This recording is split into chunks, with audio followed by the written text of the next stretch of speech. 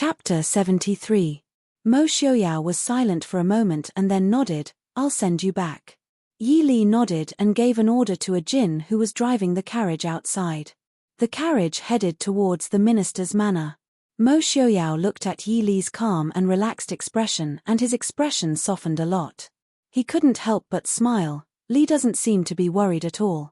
Yi Li shrugged and said, "There was nothing to worry about in the first place. But I'm guessing that the matriarch at home is very worried. If the Ding King's manor broke off the engagement, the matriarch would probably want to send her to a nunnery to cultivate. Not only would this ruin the Yi family's reputation, it would also cause them to lose the large amount of betrothal gifts from the Prince Ding mansion. It would be enough for the matriarch and Wang Shi to feel distressed for a long time. Nothing will happen. At most in 1 or 2 days, this matter will be over." Yi Li nodded and didn't say anything else. If something really happened to her last night, what would happen? Yi Li didn't ask this question and Mo Xiaoyao also didn't mention it. They both had a tacit understanding. Perhaps even if something really happened, Mo Xiaoyao would still cover it up and marry her. Perhaps he would kill Han Mingyu. Perhaps Yi Li would kill Han Mingyu herself, but she wouldn't marry him. Who was the mastermind behind the scenes? Mo Xiaoyao didn't plan on telling her and she also didn't plan on asking. They were prepared to spend the rest of their lives together, but they didn't plan on treating each other as their most important person. Just like how Yi Li would never think that Mo Xiaoyao was more important than her family, in Mo Xiaoyao's heart, there was someone more important than her. At the Yi Manor's entrance, Mo Xiaoyao personally saw Yi Li walk in. Only then did he put down the curtain and say to a djinn, "Let's go back." A djinn silently looked at the slowly closing door and hesitated before asking in a low voice, "Prince, why didn't you tell Miss Yi, a djinn, let's go back?" "Yes, Prince." Yi Li had just entered the door when Qing Xia and Qing Shuang, who had been waiting at the side, came up to report that their uncle had come and was waiting to see their young miss. Yi Li was puzzled. Is it eldest uncle or second uncle? He had just returned from the Shu family this morning. Did something happen again? Qing Shuang said, "The 2 granduncles are here. She's talking to the old lady in Rongla Hall." Yi Li helplessly looked at her clothes and said, "Forget it, let's just go over." When he entered the Rongla Hall, he saw his 2 uncles sitting and drinking tea. The old madam, Minister Yi, and Madam Wang all sat on the side with a strange look on their faces. Seeing Yi Li enter, old Madam Yi let out a sigh of relief. She smiled at Yi Li and said, "Leah, the 2 uncles specially came to visit you. Why did you run out? Why haven't you come over to greet them?" Yi Li obeyed and went forward to greet them. Xu Hongyu waved his hand and said, "Forget it, Leah just came back from the Xu family today. There's no special visit." Xu Hongyang also nodded with a sullen face and said, "That's right. Eldest brother and I had something to tell Leah yesterday, so we took her over. We didn't expect that she would cause so much trouble. It's our Xu family that didn't think it through." Old Madam Yi and Minister Yi looked at each other awkwardly. Although Xu Hongyang said that it was the Xu family's fault, how could they not hear the blame for the Yi family? After the rumor spread, the Yi family did nothing. They even sent someone to the Xu family to ask about it. How could the Xu family not feel bitterly disappointed? But old Madam Yi looked at the slim and graceful young girl in front of her and still couldn't make up her mind. She really couldn't tell whether Yi Li really went to the Xu family yesterday or was kidnapped by bandits like the rumor said. If something really happened to him, then, Xu Hongyang looked at old Madam Yi and Minister Yi and snorted in dissatisfaction. Xu Hongyu, who was beside him, glanced at him and smiled at Yi Li. "Didn't you say that Leah went out with Miss Hua and Miss Qin? When Uncle came over, I heard that the 2 young ladies from the Qin family and Hua family were dragged by General Murong's daughter to cause trouble for second young Master Lung. Could it be that Leah also went to cause trouble?" Yi Li didn't expect Murong Ting to cause such a ruckus. She quickly shook her head and said, "Leah and Prince Ding went to Fenghua Building and met Zhaoyang eldest princess and Zhaoren eldest princess. Then they came back. It's Leah's fault for making Uncle wait for so long." "Oh. Went to Fenghua Building with Prince Ding? It's okay. It's not a bad thing for young people to walk around. Xu Hongyu was obviously very satisfied with Yi Li's answer. Xu Hongyang also nodded and casually complained, "Your aunt often reminds Qingze to accompany Miss Qin to go out for a walk. That kid just has to be a blockhead. It's as if saying half a word more will make him suffer." Yi Li thought of Xu Qingze's cold expression and couldn't help but smile. Zheng Er was obviously the most gentle and pleasant one among them, but she had a cold and serious fiancé. They had been in the capital for so long. It seemed that other than the time when second aunt sent a gift to the Qin family, the two hadn't officially met. Without looking at Minister Yi and old Madame Yi's changing expressions, Xu Hongyu directly turned to Minister Yi and said, "I have something to tell Leah alone." "I don't know." Minister Yi had always been afraid of this brother-in-law. He didn't dare to say no. He quickly said, "Then Leah will take eldest brother and second brother to your courtyard to sit. Later, brother will prepare a banquet. 2 brothers, please come." Xu Hongyang got up and said indifferently, "Eldest brother has an appointment with old Su to play a few rounds tonight. There's no need for a banquet." Seeing Xu Hongyu's indifferent expression, Minister Yi had to give up and let Yi Li invite the 2 uncles to talk in private. Old Madame Yi looked at her son's useless appearance and glared at him with dissatisfaction. Unfortunately, the current patriarch of the Xu family had too much power and had to give up. Returning to Qing Yixian, Xu Hongyang looked at the decorations inside and outside. He nodded with satisfaction and turned to go out, leaving the room for his eldest brother and niece to talk. Eldest uncle and second uncle came specially. "Do you have something important to tell Leah?" Yi Li asked Xu Hongyu to sit down and personally poured tea while asking. Xu Hongyu looked at her and smiled. "It seems that Leah's complexion is good. You're not affected by those rumors. Is that so?" Yi Li served tea and just sat down. She smiled helplessly and said, "Rumors are everywhere. We have to live.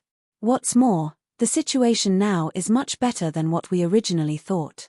Xu Hongyu looked at her seriously and said, "Then, if the situation is worse than what you originally thought, what will you do? Being able to escape unscathed last night was indeed very lucky. But if something really happened? Leah, have you thought about it?" Yi Li silently looked at the clear tea in front of her and nodded. "Leah has made Uncle worry. But, no matter what happens, I still have to live. Leah may not be afraid of death, but as long as there is hope, I will definitely live. At least, I won't die because of the rumors." Speaking to here, Yi Li couldn't help but bite the corner of her lips. Even in the Da Chu state, where the customs were still open, a woman's chastity was still far more important than life. She didn't know if her eldest uncle could accept her words, but these were her heartfelt words. Yi Li definitely wouldn't give up her life for a mistake that didn't belong to her. Chapter 74. Very good, this is the daughter of my Xu family. After a long time, Xu Hongyu put down his teacup and said calmly. Yi Li was startled and quickly raised her head to look at eldest uncle. Xu Hongyu looked at Yi Li with a trace of sadness in his eyes. Although the men of the Xu family have always been scholarly, they have always been strong enough. No amount of suffering is enough to make us give up what belongs to us. However, the daughters of the Xu family are indeed intelligent, but they are also more fragile than normal women. Just like your mother, if Xiaomai had been as strong as you, how could she have ended up like this? Eldest uncle. Every time her mother was mentioned, eldest uncle would be very sad. Yi Li thought of her weak and beautiful mother in her memories and couldn't help but sigh. When her mother was young, she had been protected too well by the Xu family, so she couldn't accept the reality of marriage. She could only slowly wither away in the Yi family's courtyard. Xu Hongyu waved his hand. "Prince Ding is a very outstanding man. Even now, I still think so. However, no matter how you look at it, he is not a good choice for a husband. Leah, do you know why the Xu family didn't object to this marriage?" Yi Li looked at eldest uncle's gentle but slightly dignified gaze. She hesitated and said, "The emperor's order is difficult. That can be considered one reason." Xu Hongyu said, "But if the Xu family really isn't willing, it's not like there's no solution. Your maternal grandfather still has some face. If your maternal grandfather personally goes to the capital to ask the emperor to retract the order, the emperor won't refuse. Yi Li was shocked and quickly said, absolutely not. Maternal grandfather is already old and has finally left the turmoil of the capital. How could he get involved in it for Leah? Not to mention other things, her maternal grandfather was already over 70 years old this year. Yi Li couldn't accept having the old man travel all the way to the capital. A trace of relief flashed across Xu Hongyu's face. He reached out to pat Yi Li and said, your maternal grandfather knows that Leah is a filial child. Yi Li lowered her head and thought for a while. She frowned in confusion and said, Leah really can't think of it. Uncle, please enlighten me. Xu Hongyu sighed and said, because of your identity, if your surname is Xu, the Xu family can legitimately refuse the emperor's betrothal for you. She could even marry into an ordinary scholarly family in Bingju. The Xu family didn't need more glory and wealth. However, your surname is Yi. Other than the imperial family, there is also the Yi family that can decide your marriage. Moreover, you were previously married to the late emperor. Although His Majesty annulled the engagement between you and Prince Li, he betrothed Yi Ying to Prince Li. Yi Ying is said to be the daughter of the first wife of the Yi family, but in fact, she is just the daughter of a concubine. The emperor wants to put your father in an important position and dotes on Yi Jiaoyi.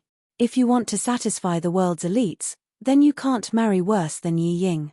In other words, if you don't marry Prince Ding, then you will still be betrothed to other princes, or even enter the palace as a concubine.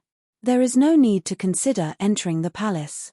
Uncle and your grandfather have considered all the unmarried princes and can only choose Prince Ding. Yi Li nodded in agreement with her uncle's words. Actually, Prince Ding is much better than Li originally expected. Although now I realize, it might be more troublesome than originally thought. But it's not impossible to accept, right? Uncle also said that Prince Ding is an excellent man. Xu Hongyu looked at Yi Li strangely and said, Li, what did you think Prince Ding was like? Yi Li smiled with some embarrassment and said, isn't there a rumor outside that Prince Ding is disabled and disfigured? Is he seriously ill? Anyone could imagine what such a tragic person would look like. So the current Mo Xiaoyao was already unexpectedly good. Xu Hongyu obviously could imagine it too. She glared at her unhappily and said, if that's really the case, then you might as well think of a way to poison him. Even if you can't marry for the rest of your life, it's still better than marrying a cripple. Yi Li didn't care if she would marry a cripple or not. In any case, with the family background of the Prince Ding mansion, it was impossible for her to personally serve Mo Xiaoyao. She would just treat it as spending the rest of her life with him. He wasn't that crippled now, but there were more troubles than expected. Yi Li could already foresee that her life after marriage would not be as good as she imagined it to be if her uncle was worried and personally came to tell her these things. Only when your brother mentioned it last night did I notice that the Yi family is simply a bunch of bastards these years. And you, after staying in the capital for so many years, you don't even know the slightest bit about the people in the capital. Xu Hongyu glanced at Yi Li unhappily. Yi Li hurriedly lowered her head to reflect on her mistake. It wasn't just her father who was afraid of her uncle. She was afraid of him too.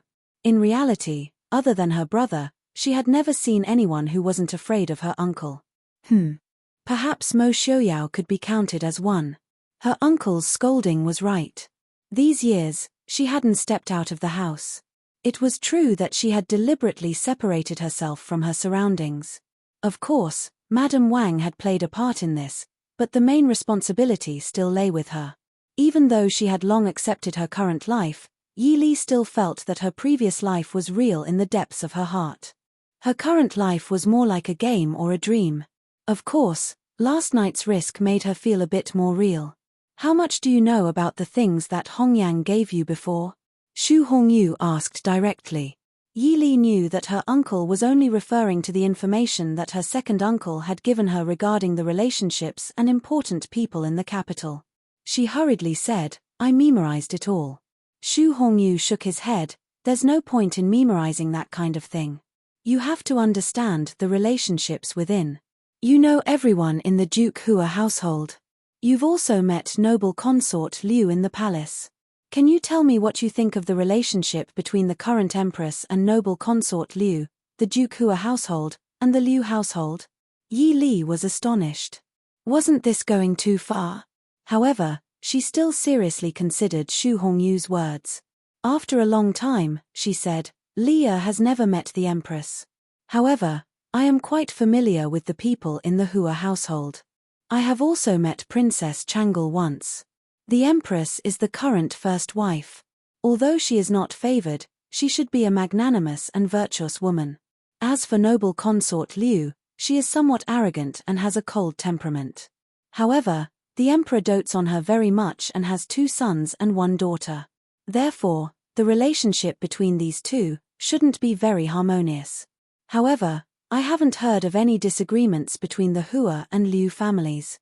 Prime Minister Liu and Minister Yi disliked each other in court. At present, they could be considered evenly matched. However, the situation in the palace clearly showed that noble consort Liu was superior. Xu Hongyu nodded, reminding her, that's correct. However, people's hearts are fickle. In particular, the hearts of those in the palace are even more difficult to fathom. In this aspect, you still need to put in more effort. It seems that Hongyu has only given you the current information. He probably thinks that you know everything from the early years. Yi Li was somewhat ashamed. A few years ago, especially when Mo Shuyao's accident happened to be when her memories were in chaos and her body was weak. After she recovered, she rarely paid attention to the outside world. She truly did not know about those old matters. Second uncle probably did not expect that she would not even know about those matters that caused such a stir. How much does Li know about the Ding household? Yi Li understood that her eldest uncle had specially come over to teach her the basics. The first master of the Ding household was Mo Lanyun, the younger brother of the founding emperor of the Da Chu state, Mo Chengtian. At the founding of the state, the founding emperor conferred upon him the title of Prince Ding, a hereditary prince. It was passed down for 3 generations. During the reign of the late emperor, the powerful officials bullied the young Prince Ding. At that time, Mo Liufang returned to the capital from the border and killed the powerful officials to support the young prince. He was then conferred the title of Regent Prince. When the late emperor was 16 years old, Mo Liufang returned to the throne. When the late emperor was 29 years old, Mo Liufang passed away due to illness. His eldest son, Mo Shouwen, inherited the title. The following year, the late emperor passed away. In the current 3rd year, Mo Shouwen was ordered to go to war. During the journey, he passed away due to illness and had no children. At the age of 18, Mo Shouyao inherited the title and led the troops to war. He was ambushed and lost his soldiers. He almost died on the battlefield. Although he managed to turn defeat into victory, he also paid a heavy price. 3 months later, Mo Shuyao's fiancée passed away due to illness. From then on, the Ding household could be said to have completely disappeared from the capital. Chapter 75. Is there anything else? Yi Li frowned and continued, every generation of the Ding king's residents produced talented people and they were well versed in both political and military affairs. Instead, the imperial family who came from the same bloodline paled in comparison. The most outstanding one was the first Prince Ding, Mo Lanyun. It was said that if he didn't marry a princess from the previous dynasty as his wife, he might have a higher chance of ascending the throne than the great ancestor. Then there was Mo Liufang, who was able to rule the country through martial arts. As for Mo Shouyao, he was once hailed as a genius who wasn't inferior to his ancestor. If it wasn't for the fact that he was only 13 years old when Mo Liufang passed away, the throne might have been inherited by him from the start. The room was silent. Yi Li silently picked up the teapot and poured some tea for Xu Hongyu. Only then did she hear Xu Hongyu ask, "That's right." In a short 5 to 6 years, the Ding king's residence was ruined. What was supposed to be a peerless general fell to the mortal world. The legend of the Ding king's residence being invincible was also shattered. Li, do you know that at that time, the judgment that Mo Shouyao was a genius who wasn't inferior to his ancestor was made by your maternal grandfather. Because of this, your maternal grandfather had regretted it for more than 10 years. Uncle, what do you mean? Yi Li was startled. Politics had never been severed since ancient times. Even now, with the decline of the Ding king's residence, various private speculations had never stopped. But hearing it from her maternal uncle's mouth, Yi Li couldn't help but be shocked. Under the shock, Yi Li quickly calmed down and said, "I heard that Prince Ding was indeed brilliant when he was young." Then even if maternal grandfather didn't say those words, the people of the Ding king's residence would still be targeted. Maternal grandfather only admired his talent and wasn't able to foresee the future. This matter, maternal grandfather doesn't need to blame himself. Xu Hongyu nodded and praised, "Li is already very knowledgeable at such a young age. Uncle is telling you this in hopes that you will understand the situation of the Ding king's residence." Although in the eyes of outsiders, the Ding king's residence has already declined to the point that it only has a false reputation left. But Yi Li looked at him and continued, "But the Ding king's residence still has a trump card that the imperial family doesn't dare to touch him. Not bad. If not for this, Mo Xiaoyao would have died of illness long ago.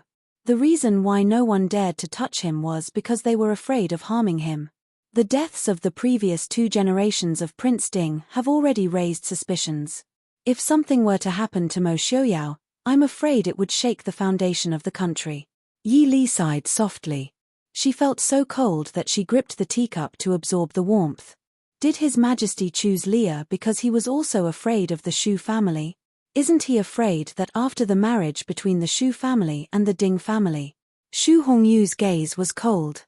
The ancestors of the Shu family will never betray us as long as the royal family doesn't do anything to the Shu family. There are people who believe such words. Yi Li was puzzled. Even a signed treaty could be torn to shreds at any time, let alone an oath. Xu Hongyu glared at her in displeasure. This was written into the Shu family's family rules. The Shu family has been passed down for hundreds of years and is known for its integrity. Yi Li shrunk her neck and silently asked curiously, "Uncle, did the Shu family make any oaths to the previous emperor?" Cough cough. Xu Hongyu coughed a few times and glared at Yi Li in annoyance. Yi Li could only shrug her shoulders and hold her chin in silence. That's why, as a famous family that had not fallen for hundreds of years, how could they be so pedantic? It's not that we won't betray, it's just that the reward for betrayal isn't high enough. In the end, he glared at Yi Li. Xu Hongyu sternly said, "In short, unless it is absolutely necessary, the Shu family will not betray the royal family." The Shu family did not lack fame or wealth, and they were not obsessed with power. The throne? What was the use of that? A wise ruler had to be prepared to exhaust himself to death. If they wanted to enjoy messing around, they had to be prepared to go down in history in infamy. Leah understands. "Eldest uncle, who do you think wants to ruin my marriage with Prince Ding? If it's not the emperor?" Yi Li asked. Xu Hongyu shook his head. "That's hard to say. Qing Chen only said that it was a woman.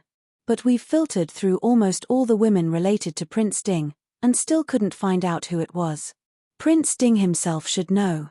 Did he say anything?" At the mention of this, a trace of displeasure flitted across Xu Hongyu's elegant face. Seeing Yi Li shake her head, he snorted softly and said, "He should know what he's doing. If something else happens that shouldn't happen, he's better off not being her husband. The Xu family can afford to raise their granddaughter. Leah thinks that it might be a woman who admires Prince Ding." Yi Li didn't feel embarrassed in front of Xu Hongyu, so she directly voiced her suspicions. Xu Hongyu looked at her with a smile and said, "A woman who admires Prince Ding? If you're talking about Prince Ding when he was young. At that time, at least half of the noble ladies in the capital adored him. But there wasn't a single one who had the ability to bribe the heavenly pavilion. Although Han Mingyu loves money as much as his life, he was also Prince Ding's best friend when he was young. He wouldn't provoke Prince Ding's fiancée for money. Then, what about the woman who admires Mo Xiaoyao and has a good relationship with Han Mingyu?" Xu Hongyu raised his eyebrows. "There's one, but it can't be her." Yi Li blinked. Xu Hongyu calmly put down his teacup and said, "Noble consort Liu." This time, it was Yi Li's turn to cough. "Liu. Noble consort Liu? What's so strange about that?" Noble consort Liu was known as the most talented woman in the capital. Even your eldest brother had never looked him in the eye. Instead, He spoke gently to Prince Ding at that time. Unfortunately, Prince Ding already had someone else at that time. Otherwise, they would have been a rare couple. Also, noble consort Liu was good at painting. Han Mingyue's painting skills were also known in the capital when he was young. The second volume of his painting of the Chu capital was of noble consort Liu. It's still priceless even now. However, after noble consort Liu entered the palace, this painting was bought at a high price. For some reason, Xu Hongyu gave up on these heavy topics and began to gossip with Yi Li. Yi Li thought of the woman with cold eyes like pear blossoms in the palace. She was indeed worthy of being called a national beauty. Uncle, why did you say it wasn't her? Your eldest brother knew noble consort Liu. Although he didn't see her face and it's been so many years, your eldest brother is sure it wasn't noble consort Liu. Also, what kind of place do you think the palace is? A noble consort can casually walk around outside the palace with a group of people in the middle of the night. Yi Li nodded. She didn't really think it was noble consort Liu. Although she noticed that noble consort Liu despised her in the palace, she still deliberately picked on her. However, that woman's eyes didn't have any strong hostility or killing intent. Who was Mo Xiuyao's original fiancé? Yi Li asked. She was really curious. What kind of woman could defeat noble consort Liu and win Mo Xiuyao's heart? Also, it was reasonable to say that someone who could become Mo Xiuyao's fiancé must be from a famous family. However, Yi Li searched her memory for a long time and couldn't find any famous noble family that had a beautiful daughter who died an unfortunate death 7 years ago. Xu Hongyu glanced at her in disappointment and said, Su Shudi. Yi Li nodded. Sounds like a very beautiful woman. Xu Hongyu looked at his niece expressionlessly. Once again, he regretted that he didn't insist on bringing Li back to the Xu family to be educated. Look at how she was raised by the Yi family now. He was talking about her future husband's ex-fiancé. Even if she was dead, she should at least show some interest, right? Only then did the world-renowned Sir Xu realize that when his niece mentioned Prince Ding or Prince Li, she had never shown the slightest bit of shyness that a girl should have. She had never even blushed. Chapter 76. Which family is this Miss Su from? There didn't seem to be any Su family in the capital. Why do you think Old Master Su came to the Prince Ding mansion to deliver the betrothal gifts? Old Master Su? Su Shudi is Old Master Su's granddaughter. Xu Hongyu said lightly. Then why did Old Master Su come? He came to see what kind of woman Prince Ding, who was supposed to be his grandson-in-law, married. Also, Su Shudi's death was a great blow to Prince Ding, who was already seriously ill. Old Master Su treated Prince Ding like his own grandson, so he came to support the Prince Ding mansion. Looking at her uncle's unhappy face, Yi Li smiled helplessly and said, Uncle, I know what you mean. Prince Ding and I get along very well, so you don't have to worry. Xu Hongyu looked at her disapprovingly and said, What do you mean by very well? If you are the first one he gives up when he has to make a choice, then how can that be called very well? Yi Li smiled lightly, but, if I have to choose between uncle, grandfather, cousin, and Prince Ding, I won't choose him. How long have we known each other? Family is naturally more important. You are husband and wife. In the future, you will live with him for the rest of your life, not with uncle and grandfather. Uncle, do you think Prince Ding is the kind of man who will give up everything as long as he cares about you? Yes, as long as you can capture his heart. After a long talk, Xu Hongyu left a lot of official, secret, and unofficial records for Yi Li to read when she had time. Then, he left with Xu Hongyang under Minister Yi's uneasiness. Yi Li looked at her father's complicated eyes and slightly bowed to him. Then, she leisurely returned to her own Qingyi pavilion to study the history books. Yi Li and Mo Xiuyao's wedding was set for May 20th. It was said to be the best day in May. It was said that Yi Shangshu was not very satisfied with this date. After all, it was not a particularly auspicious day. Yi Ying's marriage situation had already made Yi Shangshu very angry. If Yi Li's marriage had any problems, Yi Shan and Yi Lin would not be able to get married. However, the Ding Palace and the Xu family, including Yi Li herself, did not have any opinion on the auspicious date. Moreover, if they did not choose this date, then the wedding date would have to be pushed back to August at the very least. June and July were even less suitable for weddings. When Yi Li was kidnapped, no matter if it was the Ding Palace or the Shu family, they would never allow the wedding to be postponed. Therefore, Minister Yi's dissatisfaction was naturally ignored. In the middle of May, Yi Li's leisurely life came to an end. The originally quiet Qing Yi Xian also became bustling with people coming and going. Every day, there were countless things that had to be sent to Qing Yi Xian. There were countless account books and lists that had to be personally reviewed by Yi Li. Even with the help of the two mamas, Yi Li was still very tired. When the people in the capital saw that the Yi family, Shu family, and the Ding Palace were not affected by the rumors and were preparing for the wedding, the half-believing rumors gradually subsided. I'm so envious of Li Er.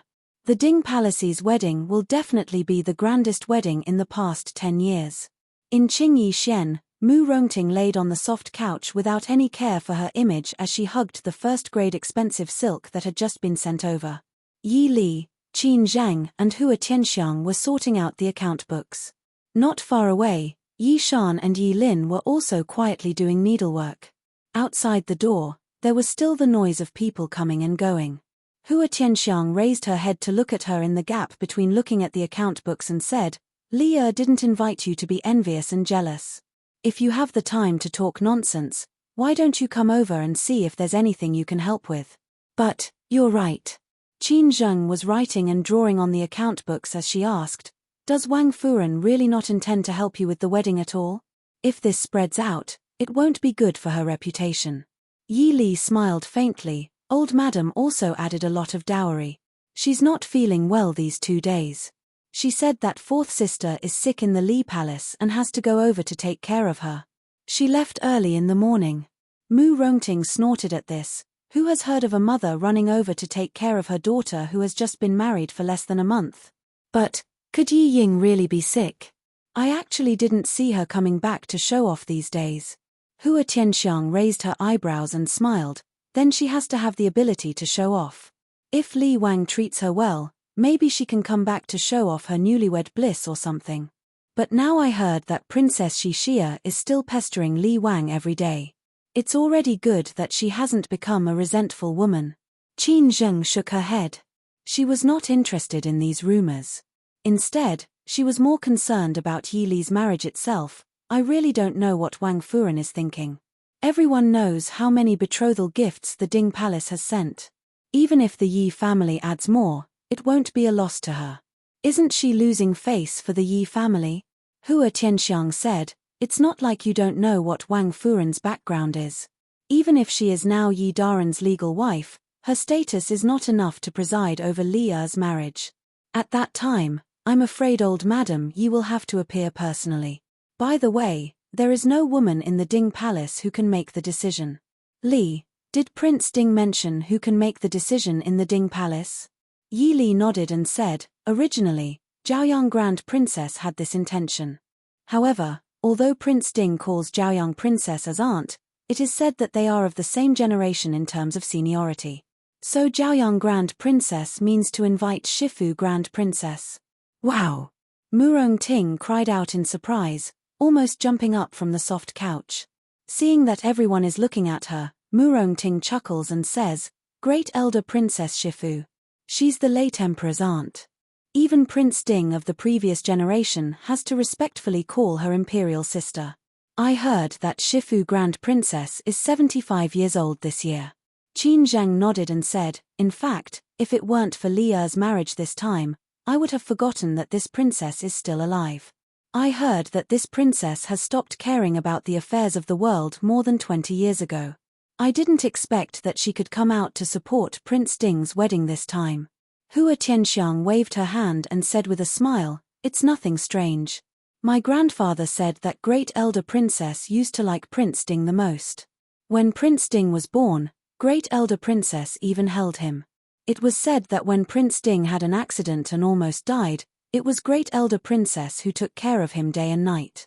In short, Prince Ding will invite Great Elder Princess to preside over the wedding, which shows his sincerity to Li Li. Mu Rongting said with a smile, So I said that Li Er's wedding is probably the grandest wedding in the last 10 years. I heard that the dignitaries of other countries will also come to the wedding. Yi Li frowned and said, "What does the wedding of Prince Ding Mansion have to do with the dignitaries of other countries?" Li Li, don't underestimate the prestige of King Ding Mansion. King Ding Mansion has been established for 100 years, and it is not an exaggeration to say that it is powerful. Basically, all the countries close to Dachu State have dealt with King Ding Mansion. Yi Li nodded and said, "I understand. They are here to see a joke." The only descendant of the prestigious King Ding Mansion, the current Prince Ding, was a disfigured disabled person in a wheelchair. What else could make the dignitaries of various countries happier than this?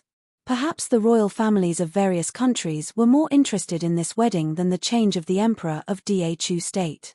Everyone was silent for a moment and couldn't help but sigh.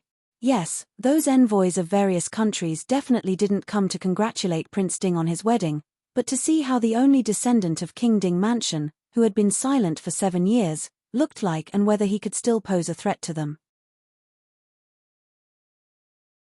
Chapter 77. Li Er. Yi Li waved her hand carelessly and said, "It's not a big deal. What can they do to me in the capital of Dachu State? If you have the time to worry about this, why don't you help me organize these things? Tomorrow, second aunt will look through them." Yi Li had a headache as she looked at the messy gift lists and account books in front of her. Only now did she know that Arabic numerals and double-entry bookkeeping were really good things. But now was not the time to be in the limelight.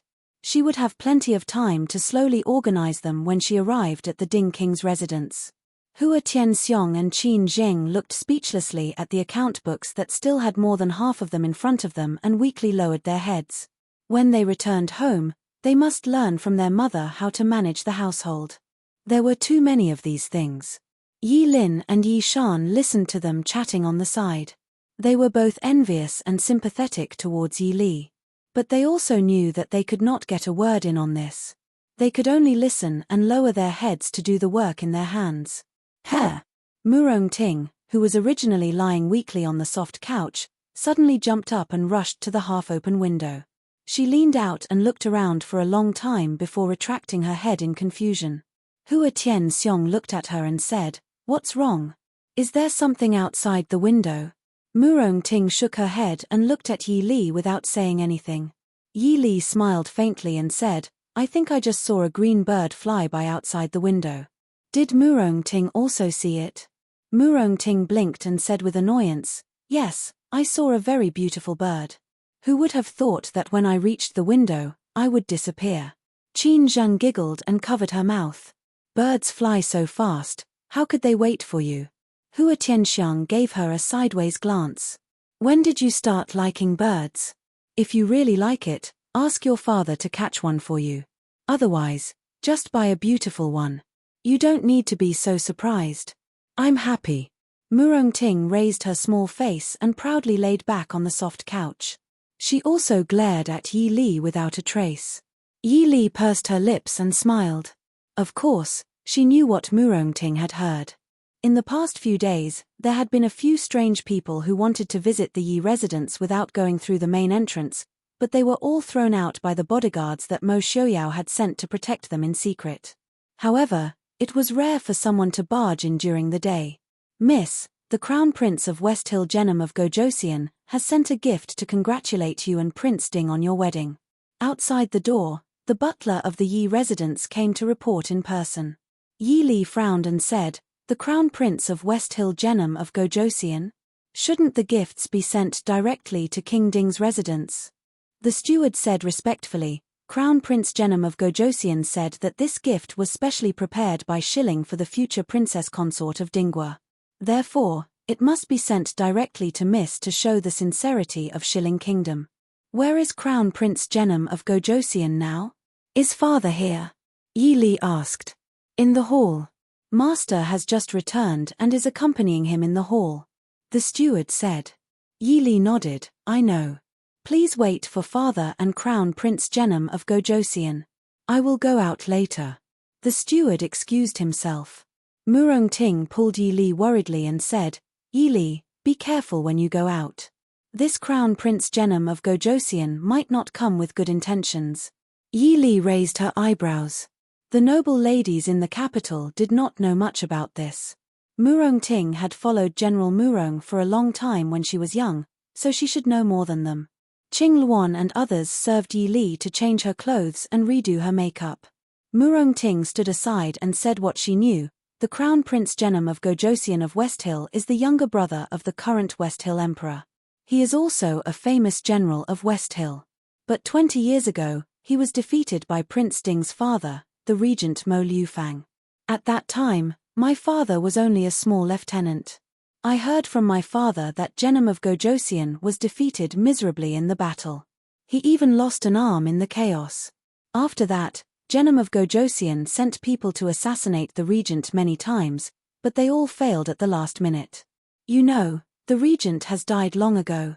If Genom of Gojosian holds a grudge, then this grudge could only be held on her and Mo Xiaoyao as Mo Liufang's son and daughter-in-law. So, Crown Prince Genom of Gojosian is here to find trouble?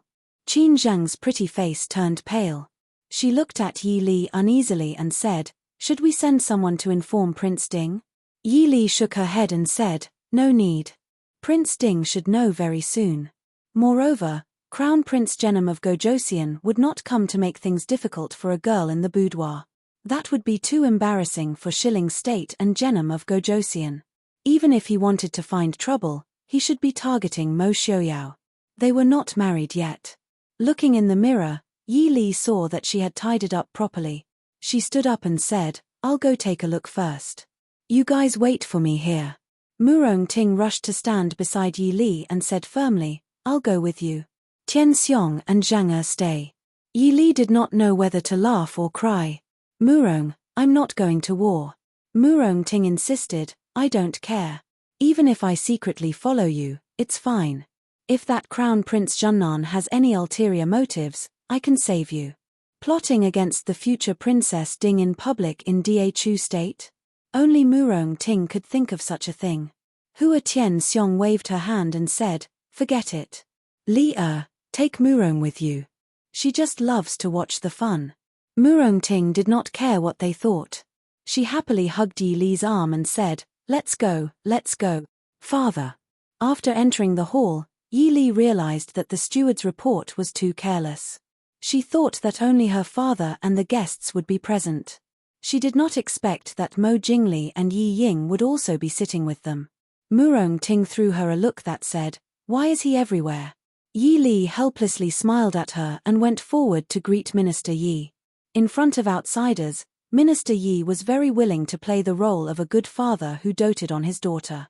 He affectionately smiled at Yi Li and said, "Leah has come. Is Miss Murong also here?" Murong Ting curled her lips and said with a smile, "This junior has come uninvited. Please forgive me, uncle." Minister Yi smiled and said, "Not at all. This official is deeply gratified that Leah has such a good friend as Miss Murong. Leah, Miss Murong, this is Crown Prince Junnan of Shilling State, Genon of Gojosian." Only then did the two of them turn their gazes to the young man sitting to the side. Shilling State was located in the northwest of Dhu State. Its customs were very different from Dhu State's. However, there was one interesting point. Shilling State called itself Da Ling, while Dhu State was called Dongchu. Dhu State, on the other hand, called itself Dhu State in Shilling.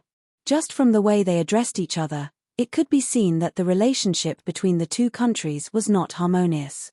Crown Prince Junnan of Genon of Gojosian was tall and straight. His facial features were deep and angular, as if they were carved by a knife. Yi Li could clearly see that his eyes were faintly dark purple.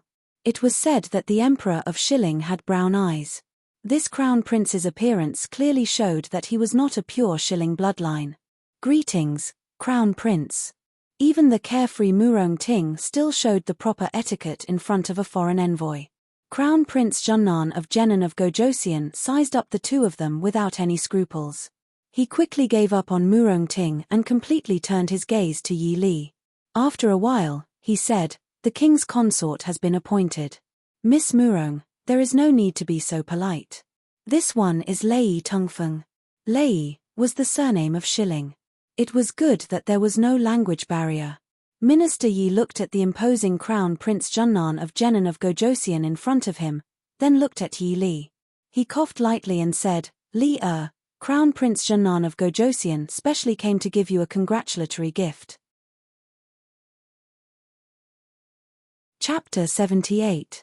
Yi Li nodded and said, Many thanks to the heir. I've troubled the heir to make this trip. I hope that the Da Chu state can make the heir feel at home. Lei Tongfeng laughed loudly and said, Of course, this little prince has admired the scenery of the Da Chu state for a long time. I will definitely take a good look around. Come, bring out the gift this heir has prepared for the princess consort of Ding. Lightly clapping his hands, two men who looked like guards walked in. One of them was holding a long and narrow carved wooden box. Looking at the length and size of the box, Yi Li had a bad feeling. This gift probably wasn't a normal gift.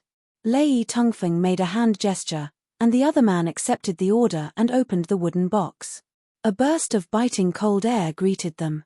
Minister Yi's face sank. He stood up and said in a deep voice, Heir, what do you mean by this? Lei Tongfeng raised his eyebrows and said in confusion, This is the gift this little prince's father and uncle personally chose for the princess consort. Is there something wrong with it? Minister Yi said, My daughter's wedding is imminent. What do you mean by giving her a sword? A sword was a lethal weapon. It was inauspicious. Inside the intricately carved wooden box was a long sword with an ancient appearance. Even though it was still in the scabbard, one could still feel the cold light and killing intent. This was clearly a peerless treasure sword that had been tempered by a sea of blood. This is a gift that my country and my father specially found to show our sincerity. Or, does everyone here really not know the origin of this sword? Lei Tongfeng carelessly crossed his arms and looked at the people in front of him with a smile that wasn't a smile. Hearing the contempt in his tone, Mo Jingli's brows wrinkled. He stood up and looked at the sword in the box. Mu Rongting's heart moved. She looked at Yi Li with some hesitation. This is cloud grasping. After a long time, Mo Jingli said in a deep voice. Lei Tongfeng praised, Li King has good eyes. That's right, this is the cloud-grasping sword. Everyone was moved. This was not an ancient sword, but its reputation was definitely not inferior to any of the legendary swords. This sword had the same name as the first prince, Mo Lanyun. It was the weapon that Mo Lanyun used to conquer the world. It was also the sword of Prince Ding for generations to come. This sword had followed successive princes of the kingdom, establishing Prince to gallop through the battlefields unrivaled. No one knew how many people's blood it had drunk.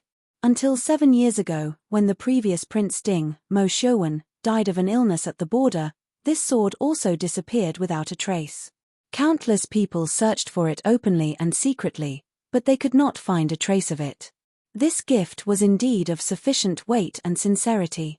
Lei Tongfeng clapped his hands and said with a smile, Ever since I found out that the cloud-embracing sword was missing, I don't know how much effort father put into sending people everywhere to search for it. His hard work finally paid off. He found this sword in North Di 1 year ago.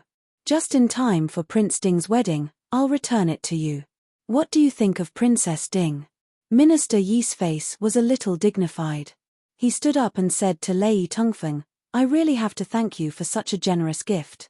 It was not an exaggeration to say that the cloud-embracing sword was the national treasure of Da Chu state. Minister Yi did not even dare to refuse Lei Tongfeng's gift. Minister Yi could not help but secretly regret that he did not refuse the visit of Prince Ding of Jenim of Gojosian.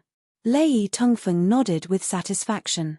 He raised his eyebrows and said with a smile, To tell you the truth, when I obtained such a treasure, I also wanted to take it for myself. However, this cloud-embracing sword seemed to have a spirit. I spent countless efforts and still could not pull it out. In the end, although I found a first-class swordsmith to pull out the sword, it was a pity that the sword did not listen to me at all. Even the number 1 swordsman of West Hill could not control it. I thought that this cloud-embracing sword might only belong to the king's mansion. Therefore, I wanted to invite Princess Ding to test the sword. Minister Yi said unhappily, My daughter does not know swordsmanship. Besides, if Prince Ding wants to test the sword, You should find Prince Ding. Lei Tongfeng looked at Yi Li and said with a smile, Is Princess Ding not a member of the king's mansion? It is said that 100 years ago, the first Princess Ding had killed 16 enemies with this sword and saved Prince Ding's life. Since then, it has been passed down as a much-told story. It can be seen that this sword does not need the bloodline of the king's mansion. It can be matched with Prince Ding's partner. What do you think, Princess Ding? Before Yi Li opened her mouth, Mo Jingli snorted and said, Infanta Qingyun is a peerless woman with both pen and sword. It is not surprising that she can use the cloud-embracing sword. Prince Genom of Gojosian wants Yi Li to use the cloud-embracing sword. Are you deliberately making things difficult for my Da Chu state? Who doesn't know that Yi Li can't even perform a complete set of swordsmanship? Lei Tongfeng smiled. This prince believes in the judgment of the Ding king's household. Throughout the history of the Ding king's concubines, not a single one of them was not a stunning woman. Mo Jingli mocked. This generation is an exception. Mu Rongting said unjustly, Prince Zhennan, you want a woman who has never practiced martial arts to perform with a sword that you can't even pull out. Does West Hill like to force people to do things? Is it forcing people to do things? Why don't you ask Princess Ding? Father ordered that this sword must be given to Princess Ding. Is it possible that I can only bring it back to West Hill? This was already a threat. Lei Tongfeng's meaning was obvious. If the future Princess Ding couldn't pull out the cloud-embracing sword and couldn't control it, then don't blame him for bringing the sword back to West Hill. If that was the case, not to mention Great Chu's face, even its foundation would be lost. Third sister, why don't you try? Maybe you can pull it out. Yi Ying said softly, Prince Zhennan of West Hill has given us such a valuable gift. If we don't accept it, won't we be rude to the neighboring country? Minister Yi frowned and glanced at Yi Ying. He was thinking about whether Yi Li's refusal to pull out the sword or her inability to pull it out was more embarrassing. Prince Ding has arrived. An announcement was made outside the door. Mo Xiaoyao appeared at the gate with Arjin. Everyone present secretly breathed a sigh of relief. Mu Rongting secretly winked at Yi Li. Lei Tongfeng, who had been sitting in the chair casually, sat up straight the moment Mo Xiaoyao came in. His eyes swept over Mo Xiaoyao's calm and gentle face like a knife. Then he turned his head to look at Yi Li. Yi Li laughed in her heart. This prince was probably evaluating whether the cloud-embracing sword was more important in Mo Xiaoyao's heart or her, his fiancée.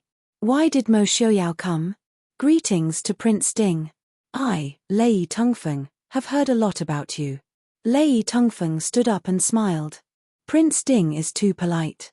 I had the honor of seeing Genom King of Gojosian when I was young. We haven't seen each other for many years. I'm sure Prince's style is still the same. Mo Xiaoyao lightly nodded in return. Lei Tongfei's eyes twitched. He quickly smiled and said, Father is in good health. He often talks to me about Prince's style in the past. He hopes that I can imitate him. Mo Xiaoyao's expression didn't change. He calmly said, Prince is too kind. Now that I've seen Prince Ding, I know that Genom King of Gojosian has a successor. Seeing the two men in front of her chatting warmly in this tense atmosphere, Yi Li inexplicably wanted to laugh. She didn't know who it was that said diplomacy was a very feminine activity.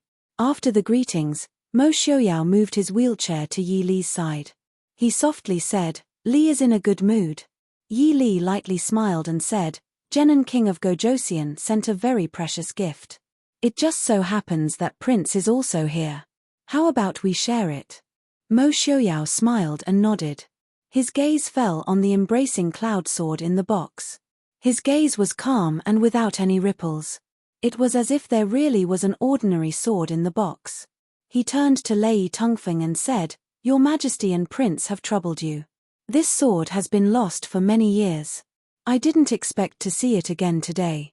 Lei Tongfeng raised his eyebrows and said, The embracing cloud sword is Da Chu State's most precious treasure.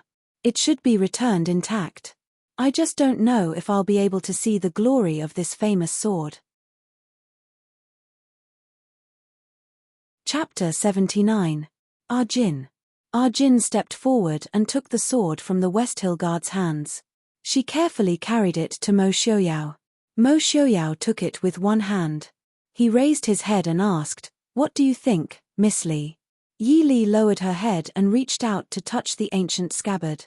She nodded and said, "Although I don't know this, I know it is a good sword." Yi Li was indeed not familiar with the way of the sword. The only swords she had seen in her previous life were the taiji swords played by grandpas and grandmas in the park. On the modern battlefield, swords were not even used for cold weapons. Instead, short knives, daggers, and ame daggers were more suitable for close combat. Yi Li slowly grasped the sword hilt. She was not in a hurry to pull it out. If this sword was really as difficult to pull out and control as Lei Tongfeng had described, then the scabbard and the sword blade must have some kind of mechanism. Mo Xiaoyao smiled as he covered Yi Li's hand with his and raised the sword blade with his other hand. Under everyone's gaze, Yi Li acutely sensed Mo Xiaoyao's hand move slightly and then pull it out. A cold light flashed and the sword roared like a dragon. The entire hall seemed to freeze, but it was only for a moment. Yi Li quickly sensed the majestic fighting spirit and overwhelming killing intent from the sword blade. This was a dangerous aura that only those who had been on the battlefield could sense. Unknowingly, Mo Xiaoyao had already let go of her. Yi Li waved her sword to the side and the ancient painting on the wall not far away cracked. "Good sword." Yi Li sighed in admiration. She could cut the ancient painting with the sharpness of the sword blade. It was not an exaggeration to say that she could even cut a strand of hair. Holding the sword steadily, Yi Li calmly looked at Lei Tongfeng, who was staring at her.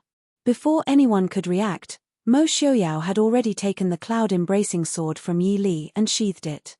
Lei Tongfeng looked at the ancient painting on the wall that only had half of it left. After a long while, he let out a sigh and said, "It's indeed a good sword." As for whether Yi Li could control this sword or not, no one cared anymore, because she had already pulled out the incomparably sharp sword in her hand. Third young mistress Yi did not have the strength to truss a chicken. It was enough for her to be able to hold the sword firmly. If she was forced to practice the sword, even the crown prince of Genom of Gojosian, who came with hostility, would be embarrassed to ask. Facing such a situation, Minister Yi stroked his beautiful beard with satisfaction, and his face was full of smiles. The daughter of the Yi family had helped Da Chu State retrieve a long-lost treasure. Moreover, she had brought the cloud-embracing sword as her dowry. What a great honor that would be, Yi Li sighed in her heart. If this sword was placed in the Yi residence, the roof of the Yi family would be trampled flat. She didn't believe that Lei Tongfeng would just let go of such a precious gift without saying a word, and yet, she couldn't refuse to accept it. "Crown Prince, this sword?" Yi Li smiled faintly as she looked at the somewhat absent-minded Lei Tongfeng in front of her. Lei Tongfeng stared at the woman in front of him, and then looked at Mo Xiaoyao sitting next to her. He smiled and said, "This sword is naturally a congratulatory gift for the Crown Princess. This little prince also wishes the two of you 100 years of happiness and a long life together." Mo Xiaoyao said, "Then, I accept Crown Prince's auspicious words." Lei Tongfeng stood and said to everyone, "The gift has been delivered. This little prince will leave first. I will come and disturb Prince on the day of the wedding. Take care, I won't send you off." After sending off Genom of Gojosian Crown Prince, Murongting stared at the cloud-embracing sword in Ajin's hands. Her eyes almost popped out of their sockets, and she even forgot to pull on Yi Li's sleeve. Li. Cloud-embracing sword, it's really the cloud-embracing sword, can I touch it?" Yi Li helplessly looked at her envious expression and turned to look at Mo Xiaoyao. Mo Xiaoyao slightly raised his eyebrows. "No matter.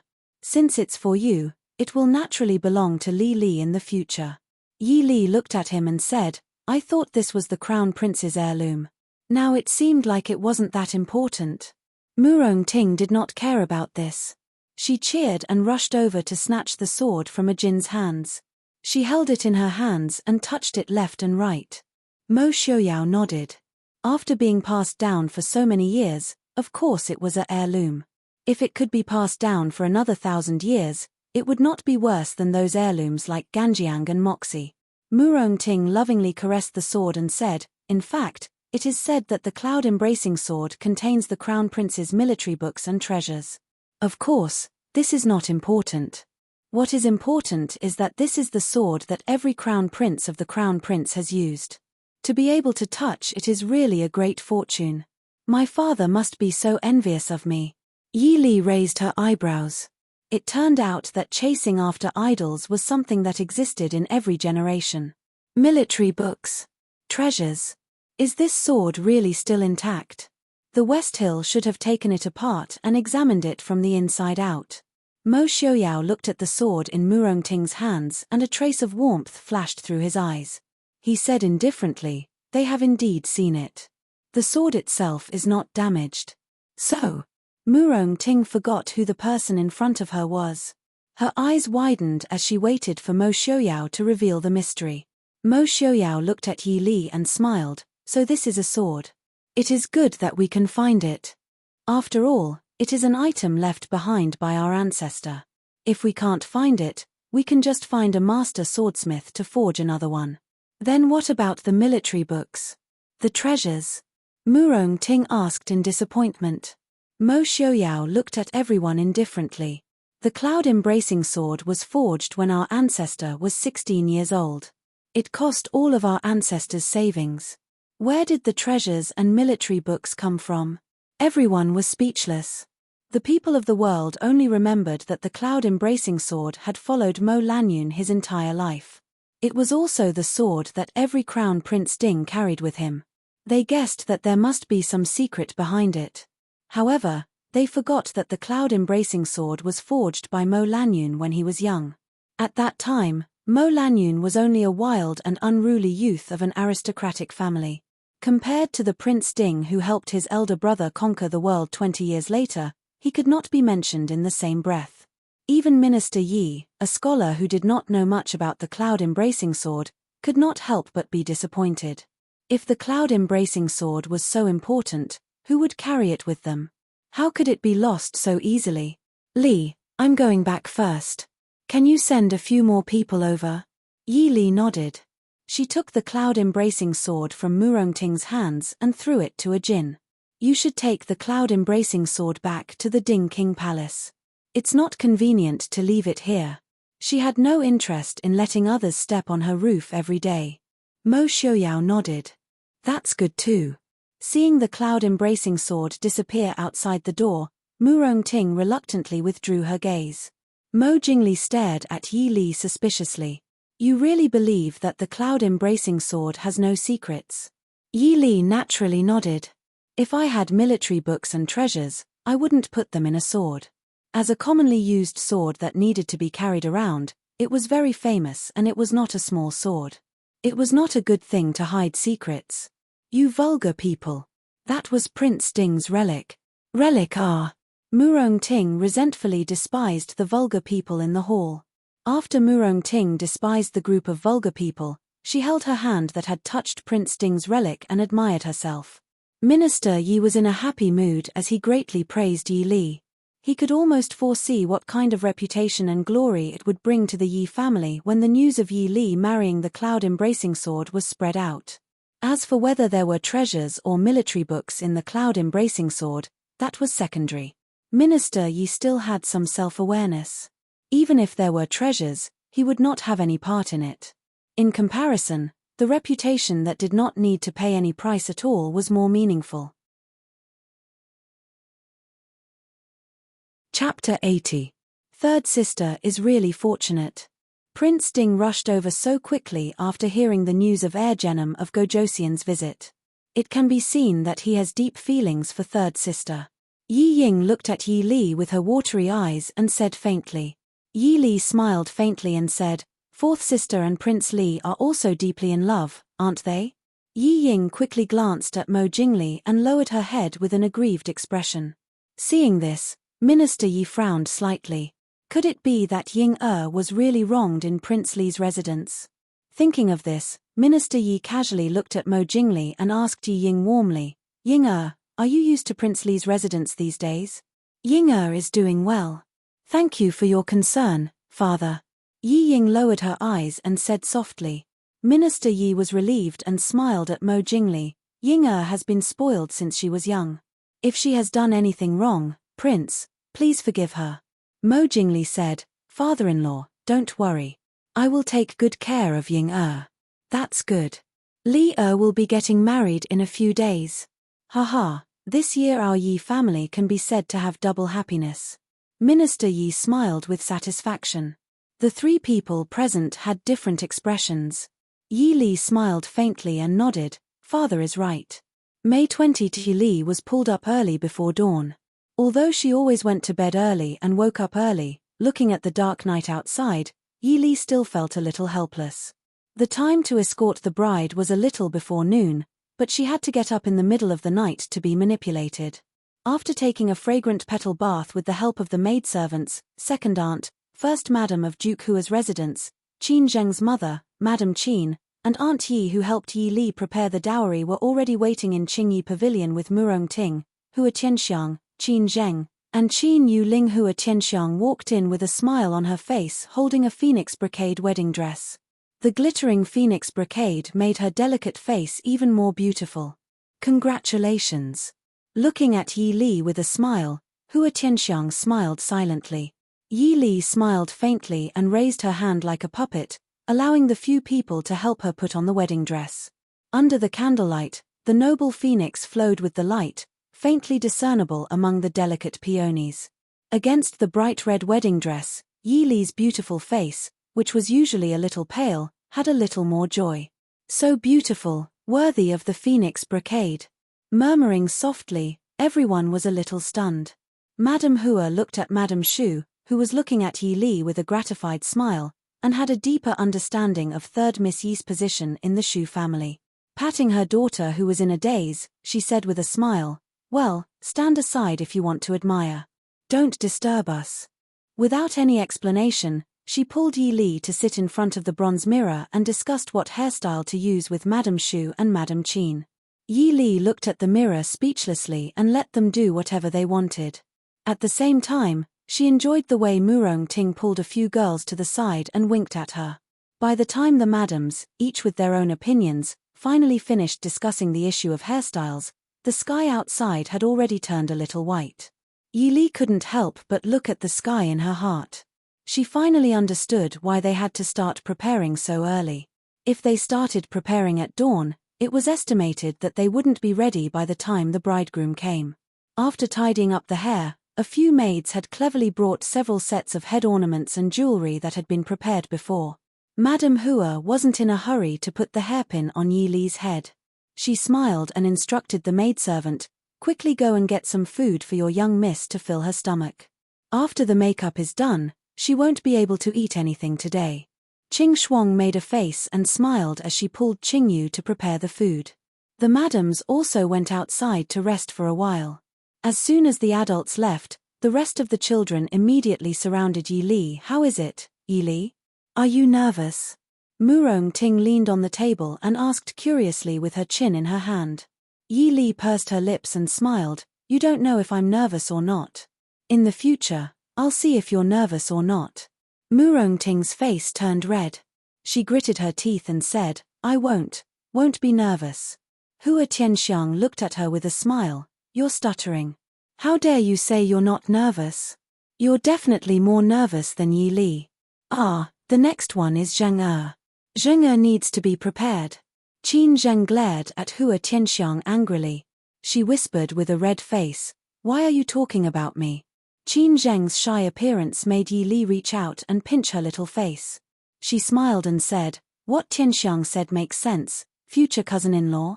You, Li-er, you're getting married today. Why are you? Qin Zheng looked helplessly at her good sisters who were laughing together and Qin Yu Ling who was hiding on the side and laughing secretly. The person who should be shy didn't express anything. Instead, she, who had nothing to do with it, was shy and embarrassed. Hua Tianxiang wiped her tears and said with a smile, "Good Zheng-er, don't be angry. She's a strange person. Don't expect her to be shy." Looking back at Yi Li, Hua Tianxiang nodded with satisfaction and said, "Our Li-er is really a great beauty." Yi Li only felt black lines on her forehead. "You're not trying to say that clothes make the person, are you? How can that be? It's just that you usually don't pay attention to your appearance. Look at you now. Even without jewelry or decorations, You're still shining. Hee hee. Prince Ding will definitely be stunned. Yi Li shrugged and didn't say anything. If Mo Xiaoyao didn't like a beauty like noble consort Liu, it was hard to imagine what kind of beauty he would be stunned by. Qing Shuang and the others brought in some light breakfast. After eating and resting for a while, the madams came in again to choose accessories and makeup. Because they couldn't try on the wedding dress and couldn't have a second one, even the accessories, hairstyle, and makeup could only be decided according to the effect of the wedding dress after putting on the dress. So, they prepared 3 sets of jewelry in advance. In the end, the madams unanimously chose a set of golden silk peonies with tassels inlaid with rubies and a few jeweled gold hairpins. Then they drew their eyebrows and put on some light rouge. Madame Qin ingeniously drew a small half-open peony between her eyebrows. Yi Li was a bit lost in thought as she looked at the beautiful woman in the bronze mirror. For a moment, she almost didn't recognize herself. Her beautiful black hair was tied into an elegant bun. The tassels inlaid with gemstones swayed gently under the candlelight, adding a charm to the dignified and noble red wedding dress. Yi Li smiled faintly in her heart. She had never thought that the words charming and delicate would be related to her. So beautiful. Li you're also stunned, aren't you? Hua Tianxiang teased. Yi Li glared at her. Madame Hua had already pushed the girls out with a smile. All right, everyone go out first. Let the bride rest for a while, the bridegroom should be here soon. The crowd once again congratulated Yi Li before leaving happily. Only Madame Shu was left behind. When Madame Shu handed her a thin booklet with a smile on her face and instructed her to read it carefully, Yi Li could only stare at the booklet in front of her in a daze. She didn't need to think to know what was inside.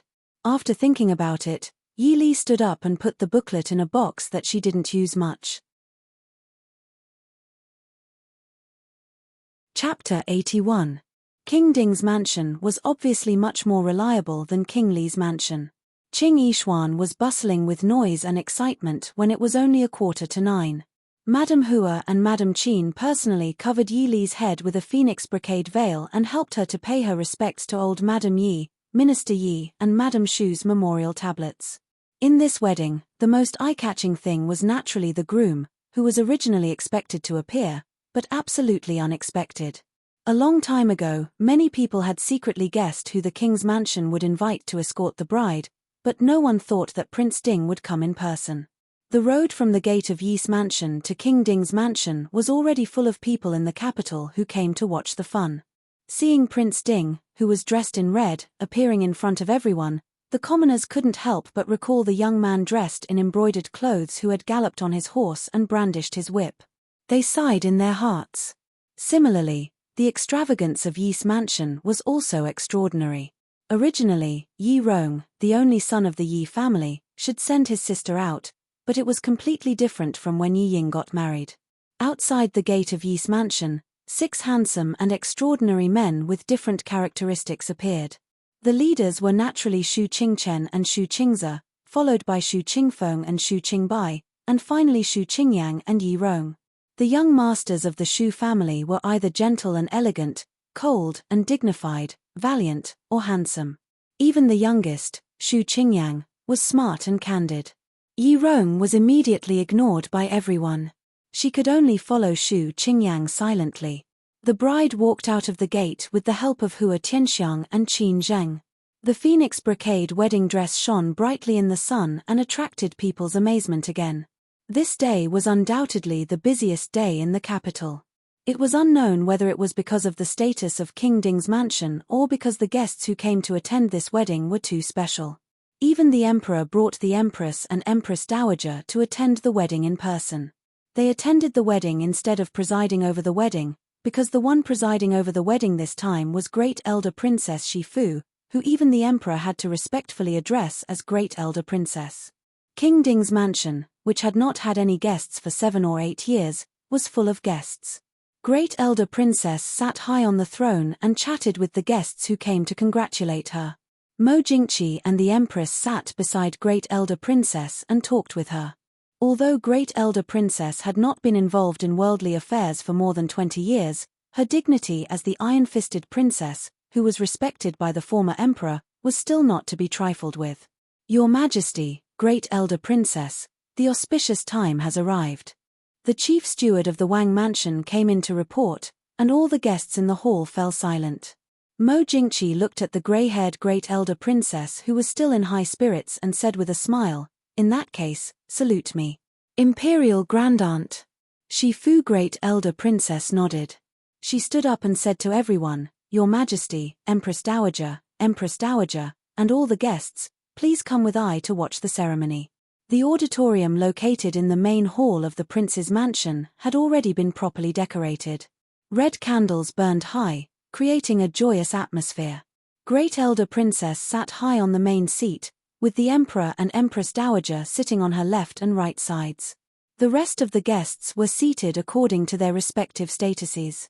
Under everyone's gaze, Mo Xiaoyao and Yi Li walked into the auditorium surrounded by bridesmaids.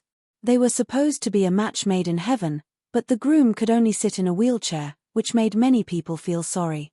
At the same time, there were even more people who were sighing.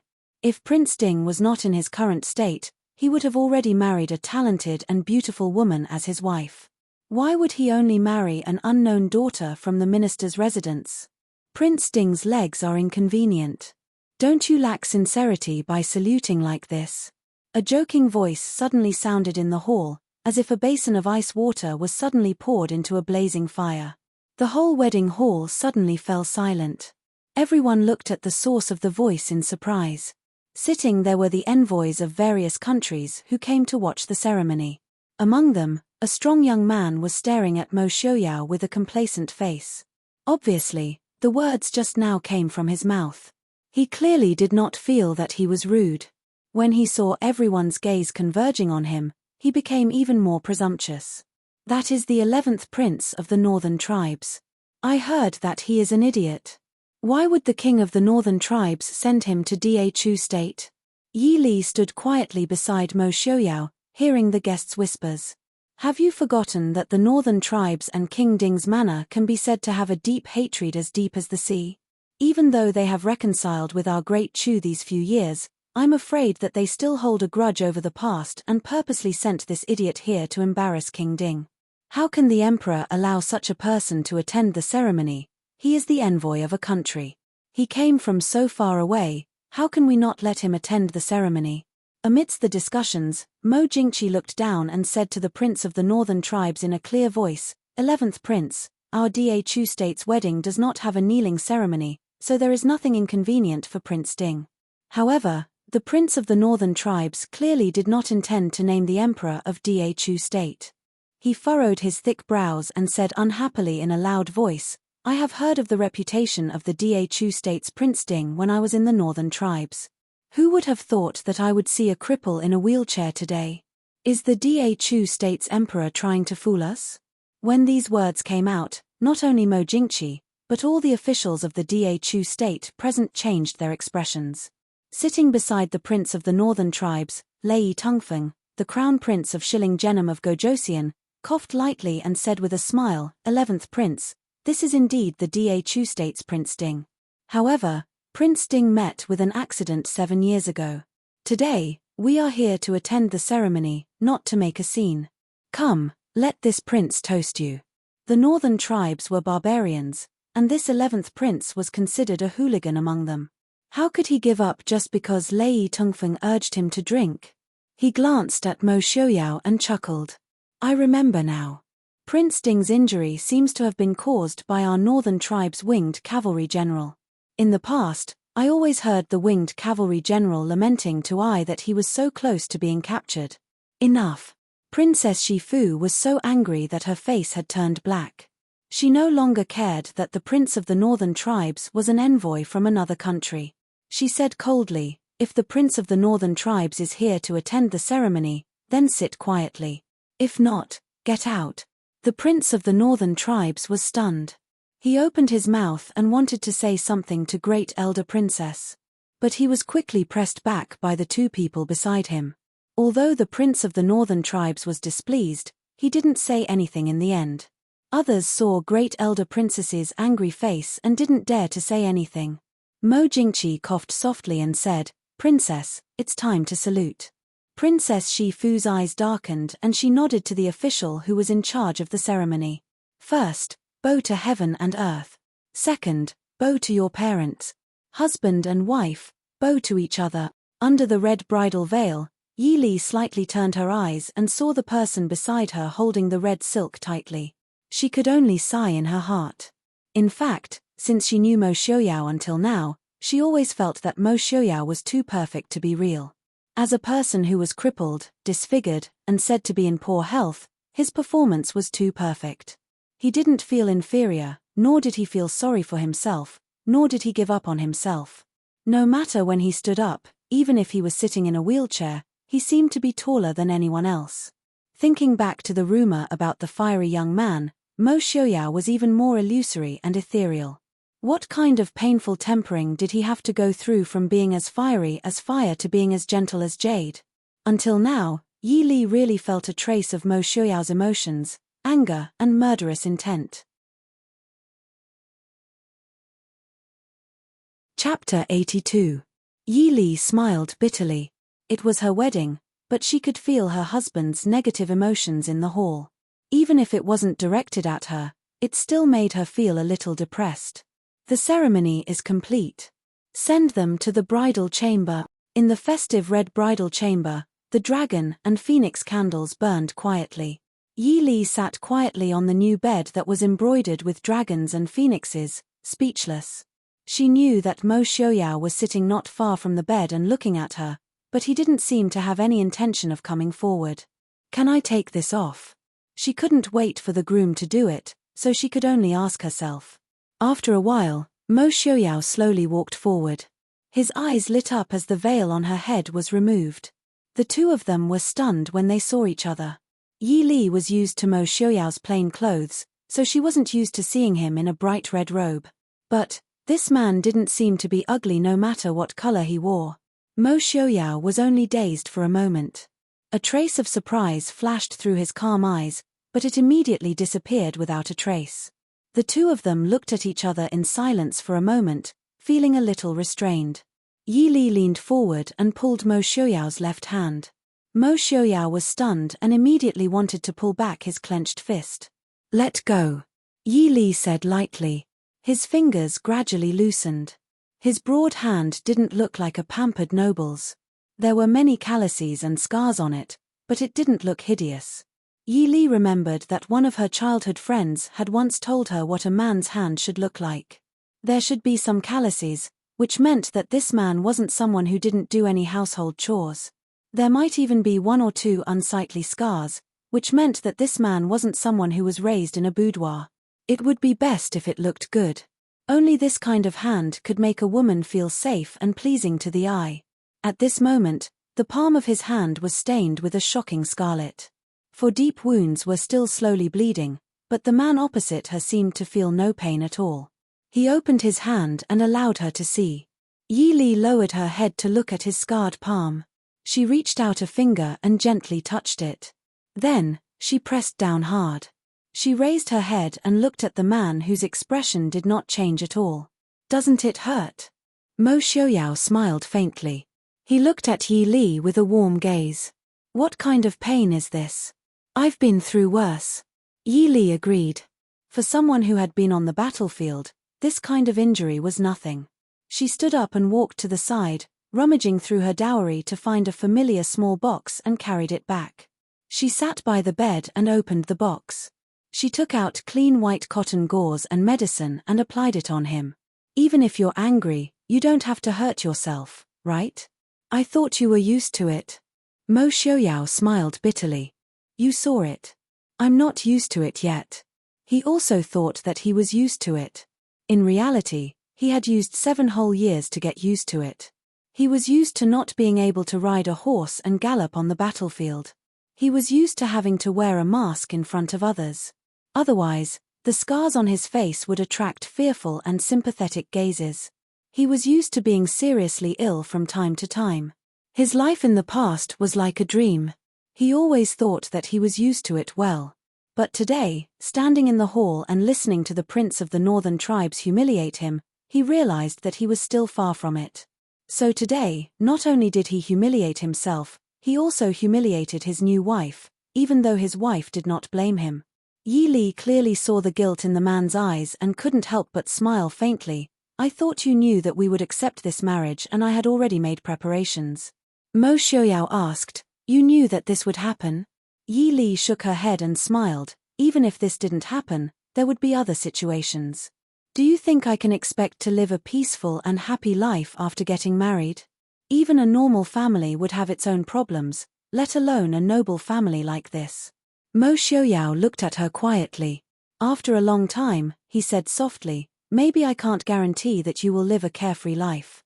But as long as it's me, I will do my best to give you the life you want. Yi Li raised her eyebrows. I believe you. After applying the medicine, Yi Li put it away and smiled. You've been tired. You should rest early. Mo Xiaoyao looked at Yi Li and said. Yi Li was stunned, but soon smiled again. Okay, you should also rest early. Mo Xiaoyao nodded and asked a jinn to push him away. He thoughtfully asked Qing Shuang and others who were waiting outside to serve him. When Qing Shuang and others came in, Yi Li had taken off her jewelry and put it in the jewelry box on the dressing table. Qing Shuang frowned and said with some dissatisfaction, Miss, why did Prince leave? Princess Saifu, great elder princess, said on the spot that Prince Ding was not allowed to disturb the bridal chamber and did not need Prince Ding to drink with the guests. So now Prince Ding should be in the bridal chamber with Miss. Why did he come and leave? Yi Li looked back and said with a smile, this is the Prince Ding mansion. Are you afraid that he has no place to rest? Qing Luan and Qing Yu prepared warm water and asked Yi Li to take a bath. Their expressions were not very good. Yi Li did not have time to care about whether the maid's expressions were good or not. In fact, in her opinion, Mo Xiaoyao's decision was too considerate. Although she did not intend to be his wife in name for the rest of her life, she was really worried about whether she could adapt to do something with a man she was not familiar with and had only met a few times. At this point, she felt that she should admire the adaptability of ancient women. Usually, she could not even hold hands with a man. When it came to marriage, she had to roll in the sheets with a man she had never met. Taking off the heavy jewelry and gorgeous wedding dress, Yi Li relaxed her body with satisfaction and prepared to take a bath and rest. Until she lay on the soft and comfortable bed and fell asleep, there was still a faint smile on her lips. Mother, grandfather, father, mother, and a large group of cousins, I married myself. Somewhere in the study room of the Ding King mansion, Mo Xiaoyao, who had already changed into plain clothes, sat behind the desk with a rarely seen gloomy and cold expression. Feng Zhiyao, who was dressed in red, lazily leaned against the door and said with a smile, why are you showing such an expression on the day of your wedding? Aren't you afraid of scaring sister-in-law? In the corner of the room sat a hedonistic youth. He looked at him with a smile and said, in my opinion, sister-in-law's courage is much bigger than what we imagined. Feng Zhiyao thought for a while and nodded in agreement, that's right. I really haven't seen many women with the guts of third Miss Yi. Have you said enough? Mo Xiaoyao raised his head and looked coldly at the two people who were not serious. Feng Zhiyao shrugged his shoulders and said, tonight, that idiot is the 11th prince of the northern tribes, Yelu Ping. He is the son of the king of the northern tribe's most beloved concubine Xiao and the younger brother of the 7th prince of the northern tribes, Yelu Yi. He is also the nephew of the northern tribe's winged cavalry great general, Helian Zhen. You can't have forgotten what you did to Helian Zhen 7 years ago, right? Helian Zhen's surname is Helian and concubine Xiao's surname is Xiao. How can Yelu Ping be Helian Zhen's nephew? The hedonistic youth asked in confusion.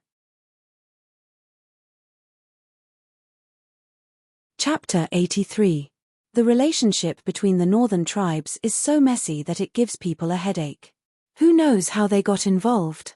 Feng Zhiyao said unhappily, Leng Haoyu, shouldn't this be your problem?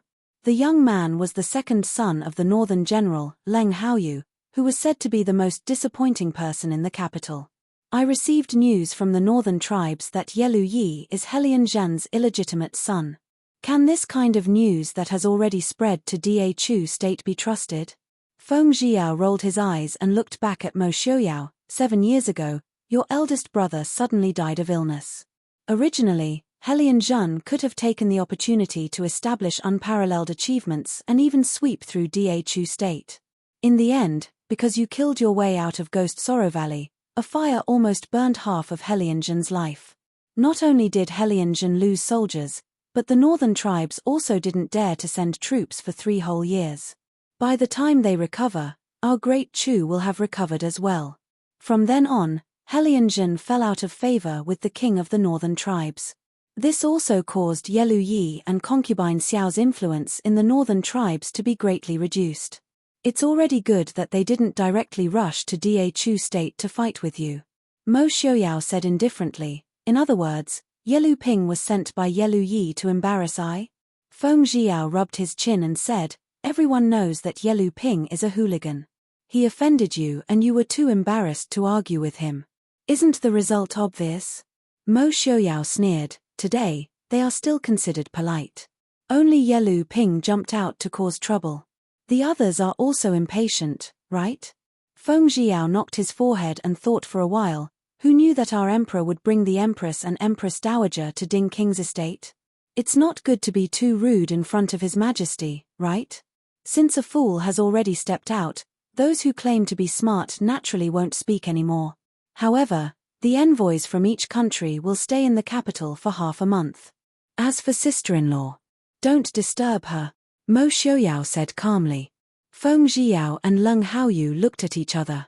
Leng Haoyu blinked his peach blossom eyes and asked, Prince, don't tell us that the new princess you married is planning to hide her in the Prince Ding mansion and not let anyone see her? Could it be that the third miss of the Yi family was so charming that His Highness Prince Ding fell in love with her at first sight and wanted to carefully hide and protect her when they met again? Mo Xiaoyao said, Miss Li doesn't like to socialize with the rich and powerful. If there's nothing important, don't bother her. Feng Jiao tapped the folding fan in his hand and frowned.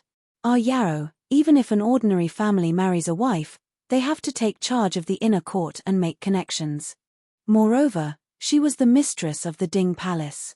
If she was a lady from a respectable family without any ability, then so be it. However, third young mistress Yi was not a weak and incompetent woman. If she can help you, it will naturally be twice the result with half the effort. You will also be able to relax a lot. Feng San is right. Ting'er praises third young mistress Yi a lot. Leng Haoyu agreed. Mo Xiaoyao frowned and said, we'll talk about this later. Feng Jiao raised his eyebrows slightly. It was unknown what he thought of, but he suddenly smiled and said, all right, since you've already decided, we won't bother about this matter. What does the emperor mean by personally bringing the empress dowager over today? Is he still guarding against you? Mo Xiaoyao said, when did he not guard against me? Now, the cloud-embracing sword has returned to the Ding Palace. In the past few days, there have been at least a dozen groups of people trying to break into the Ding Palace. At least 3 of them came from the palace. Leng Haoyu's eyes lit up. Are they His Majesty's people? Mo Xiaoyao shook his head. I'm not sure, but there are definitely some of his people. Feng Jiao looked at Leng Haoyu with a smile and said, Leng go back and keep an eye on your family's cold-faced general. If His Majesty keeps failing to break into the palace, he will most likely send you over. Who told him to be His Majesty's most trusted aide who grew up with him since he was young? Leng Haoyu curled his lips and said, don't worry. No matter who comes, they won't be able to bring a single strand of hair out of this palace. Thinking of his cold-faced big brother, Leng Haoyu, he was filled with displeasure. He was a self-righteous fool who only knew how to follow the emperor. But every time Ting'er saw him, she would have an expression of admiration. When she saw him, it was as if she was looking at trash. He was really unhappy. That guy better come and break into the palace. If he was caught and beaten up, Ting'er would know who was the heroic and extraordinary one, and who was the hedonistic fool. Prince, someone broke into the palace. The heavy stone door opened a crack and a djinn quickly rushed in. Mo Xiaoyao's eyes turned cold. Where did they go? Wang Fei's courtyard. Pa, don't let a single one go. Since today's wedding is not suitable to see blood, then we'll entertain them tomorrow. Early in the morning, Yi Li leisurely sat in front of the bronze mirror. Qing Shuang and Qing Xia helped her take care of her hair. Qing Shuang deftly tied her black hair into a lily bun. Qing Xia held out a jewelry box filled with jewels for Yi Li to choose. Yi Li helplessly looked left and right in front of the bronze mirror. She frowned and looked at Qing Shuang. "Can't you have a simpler one?" Qing Shuang snickered. "Young miss, you should be content. A newly married woman should dress up well. Qing Shuang has already chosen the simplest hairstyle.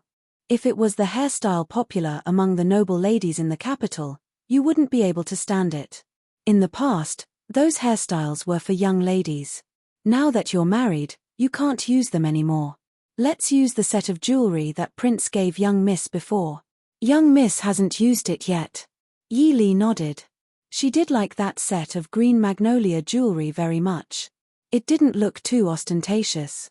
Qing Xia pressed her lips together with a smile. She took Yi Li's jewelry and helped Yi Li put it on. She nodded and praised. "Qing Shuang understands young miss the best." "What young miss?" Lin Mama and Wei Mama came in. Lin Mama glared at the servant girls and said, "From now on, you have to call her Wang Fei. Don't let the people in this fu think that the Wang Fei's servants don't know the rules." "Yes, Mama." The 4 maidservants greet the princess. The 4 maidservants stood in a row and respectfully bowed to Yi Li. Wei Mama's heart ached for Yi Li as she asked in a soft voice.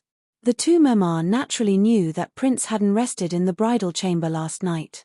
Wei Mama couldn't help but feel sorry for the young miss that she had taken care of since she was young. Yi Li smiled and comforted the 2 Mama. The 2 Mama saw that Yi Li's face didn't have any expression of being wronged and dropped the matter. They thought that young miss had just arrived at the Ding King's fu and was not used to it yet. Prince was considerate, so he gave young miss some time to adapt. But they still hinted to Yi Li that it was best for her to become a real husband and wife with Prince as soon as possible. After all, they were people who would spend a lifetime together. Yi Li's mouth couldn't help but twitch. In the end, she didn't say anything and let them misunderstand. "Prince is here." Mo Xiaoyao appeared outside the door and asked softly, "Yi Li, may I come in?" Yi Li responded. Mo Xiaoyao then left a Jing outside the door and slid his wheelchair in. Looking at Yi Li, he asked, "Yi Li, did you sleep well last night?" Yi Li nodded with a smile. "Very well. Your complexion doesn't look too good." When Mo Xiaoyao came in, Lin Mema led the servant girls out. Yi Li regained her senses and found that there was no one to serve tea. She could only helplessly smile at Mo Xiaoyao as she walked to the table and sat down. Mo Xiaoyao's eyes did indeed have some tiredness as he waved his hand. "Last night I sent some guests to rest a little late." "It's not a problem." Chapter 84. Should we greet great elder princess first? And eldest sister-in-law. Mo Xiaoyao was the only direct descendant in Prince Ding's mansion, but there were other people. The late Prince Ding, who was also Mo Xiaoyao's elder brother, Mo Xiaowen's first wife, was still alive. However, it was said that she had been staying in the temple all year round for her husband's sake. She didn't even appear at the wedding yesterday. One of the concubines of Mo Xiaoyao's father, Mo Liufang, was also alive. In addition, Yi Li didn't ask how many concubines Mo Xiaoyao had. Mo Xiaoyao shook his head and said, "Let's have breakfast first. Great elder princess is old and tired yesterday, so she won't get up so early." As for eldest sister-in-law, Mo Xiaoyao frowned slightly and said, "Since eldest brother passed away, eldest sister-in-law has been living in the Buddha hall with several concubines. Even I rarely see her. A few days ago, she sent someone to tell you that you can visit her when you come back." Yi Li nodded. She had heard about the former Princess Ding from her third brother. She was also a pitiful person. Princess Wen wasn't born in a rich and powerful family, but in an ordinary scholarly family. She married Mo Xiaowen when she was 16 and lost her husband when she was 18. Mo Xiaowen was away on an expedition when they just got married, so they didn't even have a child. "Then, what do I need to do?" Yi Li asked. Mo Xiaoyao looked at her and said with a faint smile, "Besides managing the affairs in the mansion, you also need to keep some accounts. You can do whatever you like at other times. If you feel bored, you can invite your friends to visit the mansion or go out for a walk. Li, this will be your home in the future, so you don't have to be so restrained." Yi Li nodded and said, I know, but I'm not used to it. So now, let's have breakfast first. Then I'll bring you to meet the people in the mansion. Breakfast was served in Yi Li's courtyard. The breakfast served in the Prince Ding mansion was also to Yi Li's liking. After breakfast, the head steward came in to report, Prince, the stewards are all here. I await the summons of the prince and princess consort. Mo Xiaoyao nodded and turned around to say to Yi Li, this is the butler of the Prince Ding mansion, Mo Xin. He's also our Jin's uncle. If you need anything in the future, just tell him directly. The steward also stepped forward and bowed, this old servant greets the princess.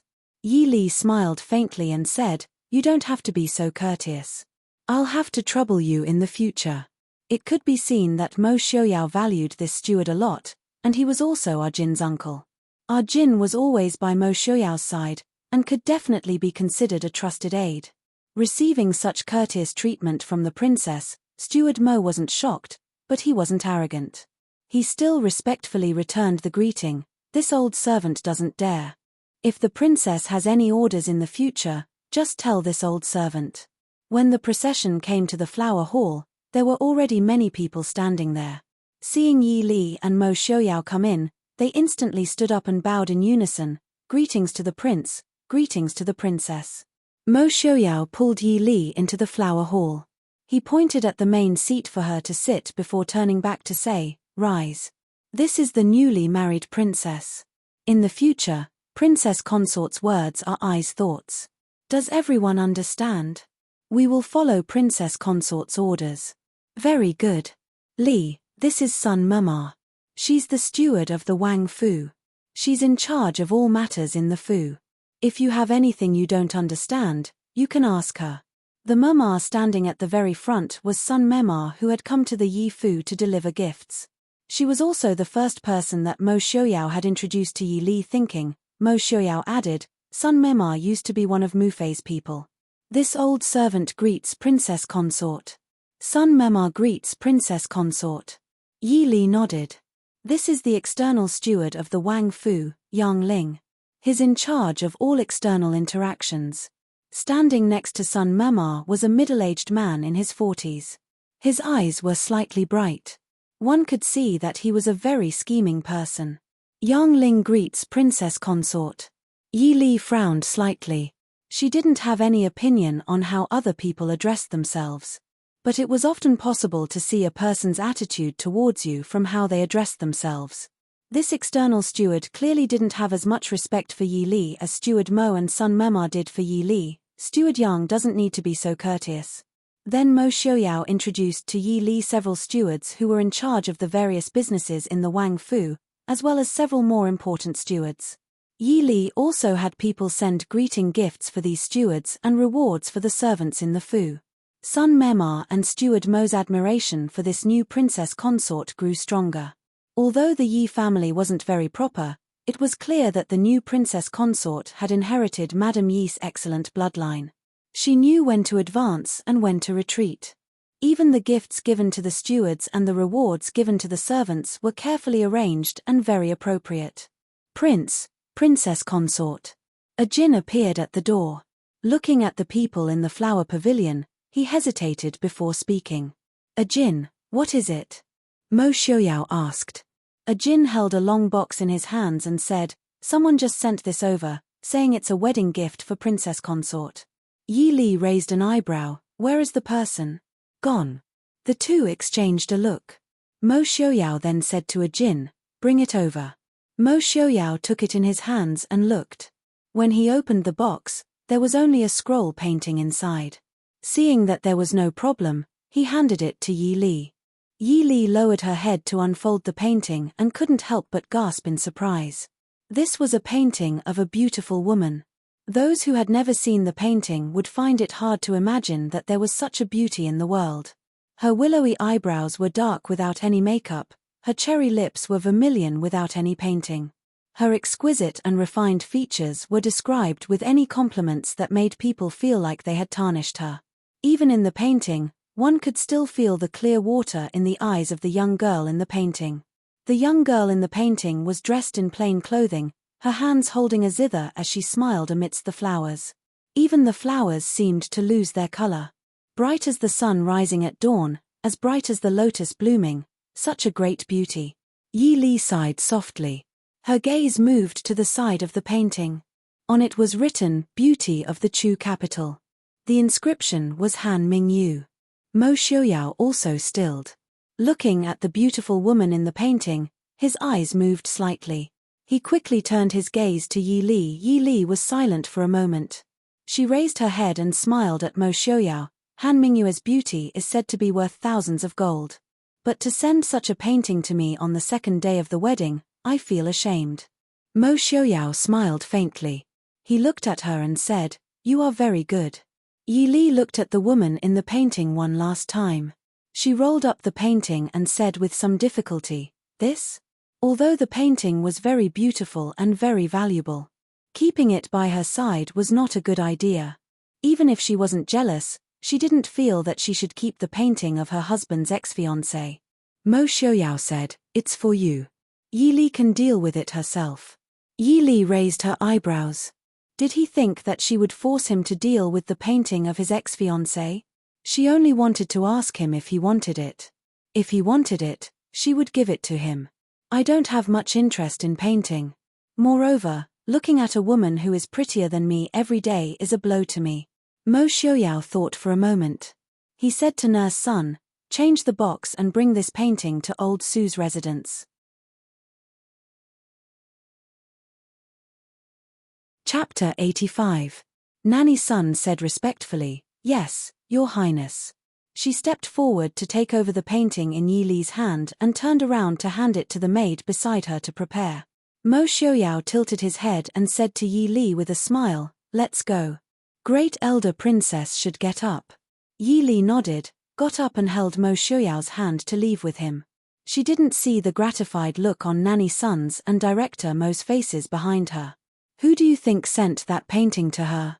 Yi Li asked curiously as they walked to the courtyard where Great Elder Princess lived temporarily. Mo Xiaoyao shook his head and said, "That painting was originally kept in the mansion. I wanted to give it to Elder Su. But there were too many things to deal with at that time. When I came back, I didn't know where it was." Yi Li said with a smile, "Han Mingyu's painting is priceless. Didn't you send someone to look for it? What's more, it's a real beauty. No wonder Han Mingyu dared to paint Chu Jing as a beauty." Mo Xiaoyao looked up at her and said after thinking for a moment, "If you must paint, my painting is not worse than Han Mingyu's. Or I can paint one for you when I'm free." Yi Li was stunned for a moment and couldn't help but smile. "Okay, thank you very much." Great Elder Princess had got up. As soon as they reached the door, the maid beside Great Elder Princess invited them in. Great Elder Princess was sitting on the couch and drinking tea. When she saw them come in, she immediately smiled and waved to Mo Xiaoyao, "Xiaoyao, come here and let me have a look at you." And Xiaoyao's wife, come here, come here." Mo Xiaoyao took Yi Li forward and saluted. "Imperial Aunt." Great Elder Princess pulled Yi Li to sit beside her. After looking at her carefully, she nodded with satisfaction and said, "Good, good, good. You are a good daughter-in-law of King Ding's mansion. I like you very much. The Emperor finally did a good thing this time. Xiaoyao should live a good life with Li Er. I won't teach you a lesson if you dare to mess around and make Li Er angry." Mo Xiaoyao didn't know whether to laugh or cry. He said with a wry smile, "Imperial Aunt." Yi Li gloated at his rare embarrassment. She covered her mouth and snickered. Great Elder Princess held Yi Li's hand affectionately and said, "Li Er, you don't know how naughty he was when he was a child. If he wasn't obedient for a day, he would go up the roof and tear down the tiles. His Lord Father was so angry that he almost fainted." She had become much more mature in the past few years. She had grown up and become more sensible. "You two have a good life together. If you have any grievances, feel free to look for I will help you." Great Elder Princess was surprisingly easy to get along with. Perhaps because she was old and liked children, Great Elder Princess didn't look like the legendary iron-fisted princess at all. Instead, she was more like an amiable grandmother than Madame Dowager of the Yi family. Yi Li smiled and said, "Thank you, Imperial Aunt. Xiaoyao won't bully me. Hearing Yi Li's address, Great Elder Princess's eyes lit up and she was obviously happier. She held Yi Li's hand and talked about Mo Xiaoyao's embarrassing childhood. Mo Xiaoyao sat there with the corners of his mouth twitching, which was rare. He didn't know whether to stop her or leave. He could only sit there and listen to Great Elder Princess talking about his childhood and accept Yi Li's strange and teasing gaze. Great Elder Princess obviously didn't care about Mo Xiaoyao's feelings or Yi Li's feelings. She even directly talked about Mo Xiaoyao's childhood sweetheart, Su Yudi. Yi Li felt a little embarrassed, but seeing that Mo Xiaoyao didn't mean to stop Great Elder Princess, she had to listen for the time being. Great Elder Princess didn't seem to see the expressions of the two young people in front of her. She held Yi Li's hand and said to Mo Xiaoyao with a smile, "I have said that the girl of the Su family is not suitable for you. Now look at Li Er. You have to admit that I have a better taste than you. Don't you think so? Imperial Aunt." Mo Xiaoyao smiled bitterly. "Imperial Aunt, I have to take Li Li to pay respects to my father and mother. Do you have time to talk to Li Li in private?" Great Elder Princess lowered her head and thought for a while. Finally, she said, "You're right. Go and pour tea for your father and mother first. It's the right thing to write Li Er into the genealogy. I will go back in a while. Li Er, don't forget to come and see I later." Yi Li said with a smile, "Can't Imperial Aunt stay for a few more days?" Great Elder Princess sighed and said, "I'm old and I'm not used to going out. After you get married, you can go to Ai's place to live more often." Since Great Elder Princess said so, the two of them naturally couldn't stay any longer. Mo Xiaoyao took Yi Li to burn incense to the ancestors of the Prince Ding mansion, accompanied Great Elder Princess to have lunch, and then personally sent Great Elder Princess out of King Ding's mansion. In the afternoon, Mo Xiaoyao went to the study by himself. Yi Li also had a lot of things to deal with, so she went back to her courtyard. Looking at King Ding's mansion, which had recovered its tranquility, Yi Li only felt a little like a dream. In just one day, she had moved from Yi's mansion to King Ding's mansion, got married and became King Ding's consort. And it seemed that she had been completely used to it. Because she had just gotten married, the stewards of King Ding's mansion naturally wouldn't be so tactless as to immediately bother her with a lot of trivial account books. So Yi Li just needed to take care of the people in her courtyard and the dowry. Back to the courtyard, Nanny Sun was waiting there to chat with Nanny Lin and Nanny Wei. When she saw Yi Li come in, she hurriedly stepped forward to salute, "Princess." Yi Li said with a smile, "Nanny Sun is an old servant of my mother and a trusted person of Prince. You don't have to be so polite." Nanny Sun said a little cautiously, "Thank you for your kindness, Princess. I dare not overstep my boundaries. I followed the prince's instructions and chose some people to serve Princess. Princess, if you like them, you can keep them by your side." After she finished speaking, she took out a list from her sleeve and presented it. On the list, it was the people who had been assigned to Yi Li's courtyard. Nanny Sun continued, "There should be 4 maidservants serving Princess. In addition, there should be 2 maidservants who take care of Princess's clothing and food. There should also be 4 maidservants for sewing. There should also be 8 second-ranked maidservants serving in the courtyard. There should also be 16 little maidservants who do rough work. These second-ranked maidservants and little maidservants should be handed over to Princess's 2 nannies to handle. But the maidservants who take care of the clothing and food should be personally looked over by Princess." While she was speaking, several maidservants dressed as maidservants walked in and respectfully saluted Yi Li, "Greetings to Princess." Yi Li lowered her head to look at the guts that Nanny Sun had sent over. Not only did the names and ages of these maidservants were written clearly on it, there was also their family background and who was in their family. And they were all children of the Ding Wang Fu's servants. Yi Li nodded and handed one of the guts to Lin Nanny and Wei Nanny to let them take care of the second and third-ranked maidservants. She turned back and smiled at Nanny Sun. "I naturally have confidence in the people that Nanny Sun has chosen." She casually picked out a few people from the list. The maidservants who had been picked quickly came out to give their thanks. Yi Li ordered Qing Shuang to take out a number of pouches filled with silver coins and rewarded each of them with one. After taking care of the maidservants, Yi Li invited Nanny Sun to sit down and talk. As expected, she did as Mo Xiaoyao had said, she spoke without hiding anything. Yi Li hesitated for a while before asking, Nanny Sun, the Wang Fu, other than Da Soro, are there any other womenfolk? Sun Memar was startled for a moment, but she quickly understood what Yi Li meant. Smiling, she said, replying to the princess, other than the eldest madam and the 2 concubines serving her, there are no other women in the house. Yi Li looked gloomily at Nanny Sun, who was smiling strangely. She nodded to show that she understood. Mo Xiaoyao didn't have any other concubines. This was very good. At least it meant that there was less trouble for her to deal with. Not thinking about the troubles that she could encounter in the future, Yi Li found that the days in the Ding Wang Fu were as perfect as she had imagined in the beginning. Husband and wife lived in harmony and didn't interfere with each other's private matters. There were no elders to worry about in the morning and at night, no sisters-in-law to chat with, there wasn't even a jealous concubine. If this kind of life continued to be peaceful like this, she would be grateful to Mo Jingli for breaking off the engagement and the meddlesome emperor for granting the marriage. Chapter 86.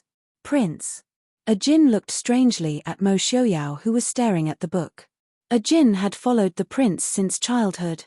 Even though he was slow, he could tell when the prince was thinking and when he was lost in thought. Mo Xiaoyao's eyes flashed and he raised his head to look at him. Is something the matter? A jinn rubbed the back of his head with some annoyance and said, Prince, do you want to go see Wang Fei? Mo Xiaoyao casually put the book back on the table. Looking at a jinn's uneasy state, he smiled faintly and said, Did Chief Steward Mo tell you to ask, or did you ask Nurse Sun? A jinn's eyes widened. Uncle and Nurse Sun had both mentioned that he should mention Wang Fei in front of the prince and find a chance for the prince and Wang Fei to spend more time together. But he didn't know how to find a chance. So when he saw the prince in a daze, which was rare, he thought that since he had nothing to do, he could ask the prince if he wanted to go see Wang Fei, right? Looking at a jinn's puzzled state, Mo Xiaoyao shook his head and said with a smile, All right, don't think about it. What is Li doing right now? She seems to be organizing the things she brought from the Yi family. Then don't go now. Let's wait until she forgets. Where are the guests from last night? A hint of annoyance flashed through a jinn's eyes. He said, They're still in the dungeon. Let's go see. In the dark dungeon, the flickering light of the fire projected the shadows of the people in the room onto the walls, swaying slightly with the light. It made the already gloomy dungeon even more mysterious. Feng Jiao was still dressed in his arrogant and grand red brocade robe. He lazily lay on the only chair in the dungeon and listened with satisfaction to the endless wails. Compared to the boredom of the past few years, he was very satisfied with the busy days of the past few days. Speak, why did you break into the Prince Ding mansion at night? In the center of the room, a black-clothed man was chained to a rack. His body was already riddled with scars, and he was glaring fiercely at him. Feng Jiao, you're Prince Ding's man. Oh, you know me. Looks like you're from Da Chu State. Feng Jiao blinked his almond-shaped eyes. His interest was piqued. He sat up straight and looked at the person in front of him. Where did you come from? In the palace, is our emperor still the one from Zhengde Palace? Or which mansion did you come from? Me. Half of the men of sacrifice were unyielding. Torture had not been able to make him confess. Naturally, Feng Jiao would not be able to make him talk with just a few words. Feng Jiao narrowed his eyes in displeasure. This young master wants to see if your bones are harder than this young master's torture tool. Continue. Swish. The ferocious barbed whip continued to create more scars on the man's body. Feng Jiao stared gloomily at the scene in front of him. The sound of the wheelchair turning came from afar. Feng Jiao turned around and saw Mo Xiaoyao walking towards him. He stood up and smiled. Why are you here at this time instead of accompanying the bride? Mo Xiaoyao did not answer. He raised his eyebrows and looked at him. Confessed. Feng Jiao helplessly pulled over the file that was placed at the side. Last night, we caught 4 groups of 7 people. One of them was from the northern tribes, one from the southern Zhao. 2 of them wanted to take advantage of the situation and 3 of them refused to confess. The one from the northern tribes wanted to snatch the bride and make the Ding mansion look bad. The one from the southern Zhao only wanted to scout the terrain to see if there was a chance to get the cloud-embracing sword. The other two wanted to take the opportunity to steal something. As for this one, he was the first to be caught and also the one with the best martial arts. I suspect that he's here to assassinate, but the target of the assassination is unknown. He shouldn't be here to assassinate you. When Mo Xiaoyao accompanied the bride back to the bridal chamber, this fellow was ambushed at the banquet area and was caught by the secret guards. So the target of the assassination should definitely be one of the guests present. Someone from the Da Chu state? Mo Xiaoyao turned to the hanging man in black and asked. Feng Zhiao rubbed his chin. He knows me. He must be someone from the Da Chu state. Young Master Feng San was very famous, but it was only limited to the Da Chu state and it was only limited to the capital. After all, a dandy young master who was expelled from the Feng family and did not have the right to inherit would not attract the interest of outsiders. Continue. If you can't get anything out of him, just kill him. Mo Xiaoyao said lightly. Where is Ye Lu Ping? Feng Zhiao gestured towards the room beside him and ignored Mo Xiaoyao. Instead, he stared at the black-clothed man in front of him with interest and laughed. The black-clothed man instinctively felt cold. He obviously knew that if he was caught, there was no way out. However, when he heard Prince Ding casually say to kill him if he couldn't get anything out of him, as if he was saying that the weather was good today, his heart couldn't help but tremble. Prince Ding was definitely not a crippled and useless piece of trash like what outsiders thought. Feng Zhiao looked at him with a smile. Actually, to this young master, it doesn't matter if you talk or not. You're going to die anyway, right? If you talk, this young master will give you a quick death. It's fine if you don't talk. You can try out this young master's new toy. These 2 years have been boring to death. A trace of fear flashed through the man's eyes, but he still refused to talk. Feng Zhiao didn't mind. He waved his hand and signaled for the people beside him to do it. Then, he swaggered towards Mo Xiaoyao's room. The other room was obviously much more comfortable than the previous one. At least, the entire room was dry and quiet. There wasn't any smell or blood. There was only a metal fence that divided the entire room into 2 halves. The prince of the northern tribes, who was still spouting nonsense last night, was now on the other side of the fence. He grabbed onto the fence and glared at Mo Xiaoyao. Mo Xiaoyao, you cripple. How dare you send people to capture Oh! I thought that the prince of the northern tribes had entered a place that he shouldn't have and was captured by Mo Xiaoyao looked at him with a warm and cold smile. However, the prince of the northern tribes can rest assured. Even if it's because of the diplomatic relations between our 2 countries, I will definitely not harm the prince. Meeting his cold gaze, Ye Lu Ping couldn't help but tremble. He grabbed onto the fence and shook it even more angrily. Won't harm I? Then why did you lock I up here? I will definitely report this to your emperor. I'll chop off your head. Mo Xiaoyao's lips curled. There are some urgent matters in the northern tribes. In fact, the northern tribes' envoy had already sent a letter to His Majesty to bid farewell. He left the capital in the morning. Ye Lu Ping was stunned. How is that possible? I's still here, who dares to leave? The prince of the northern tribes need not worry about not being able to return to your country. Later, I will personally send someone to send you back to the northern tribes. Hand it over to the crown prince. Hearing this, Ye Lu Ping's expression turned ugly. He was a bit of a hooligan, but he wasn't a fool. The crown prince didn't get along with his brother Ye Lu Yi. The 2 of them had been fighting for many years. If he landed in the crown prince's hands, then 7th brother would definitely kill him. Mo Xiaoyao, you despicable person. My 7th brother won't let you off. Mo Xiaoyao laughed coldly. He raised his head and stared at him.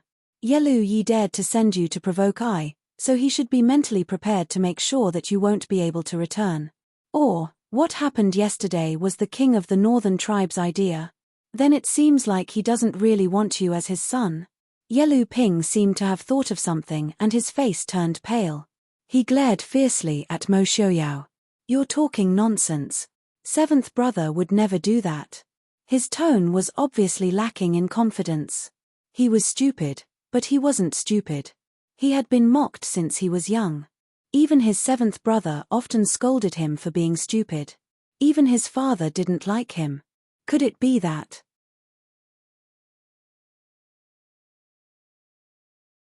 Chapter 87. Mo Xiaoyao's eyes flashed darkly as he looked at the person in front of him. He no longer looked as smug as he did yesterday. If he could, he would definitely make this prince of the northern tribes die without a complete corpse. Even his bones and ashes would not be enough to quench the hatred in his heart. Unfortunately, this idiot was the prince of the northern tribes and could not die just yet. Just like those people outside, no matter how much he disliked them, no matter how much he hated them, he had to temporarily let them live. Too lazy to look at the person in front of him, Mo Xiaoyao turned and walked out of the prison. Feng Zhiyao was leaning against the wall and looking at him with a grin. You really intend to hand this idiot over to the prince of the northern tribes? Mo Xiaoyao raised an eyebrow and said, just this idiot is not enough. I don't care what method you use to make him spit out everything he knows in 10 days. See if there is anything useful to hand over to Yelu Hong. No matter what method. That's right, no matter what method. I just want an answer. No matter how stupid he is still Yelu Yi's younger brother. I don't believe that he doesn't know anything. Mo Xiaoyao said in a low voice, you know what to do after this. Feng Zhiyao nodded, the smile on his face widening. I understand. He is already pretty stupid. It wouldn't be a surprise if he became even more stupid. Isn't that right? Let Yelu Ping and Yelu Yi fight each other like dogs. I like this idea. Mo Xiaoyao nodded in satisfaction. I'll leave it to you. Take care, Your Highness. Enjoy your new marriage. Seeing Mo Xiaoyao and a Jing's figures disappear through the prison door, Feng Zhiyao narrowed his eyes in satisfaction as he looked at the eerie prison in front of him. He could also hear faint pleas for mercy. The smile on his face became even more radiant.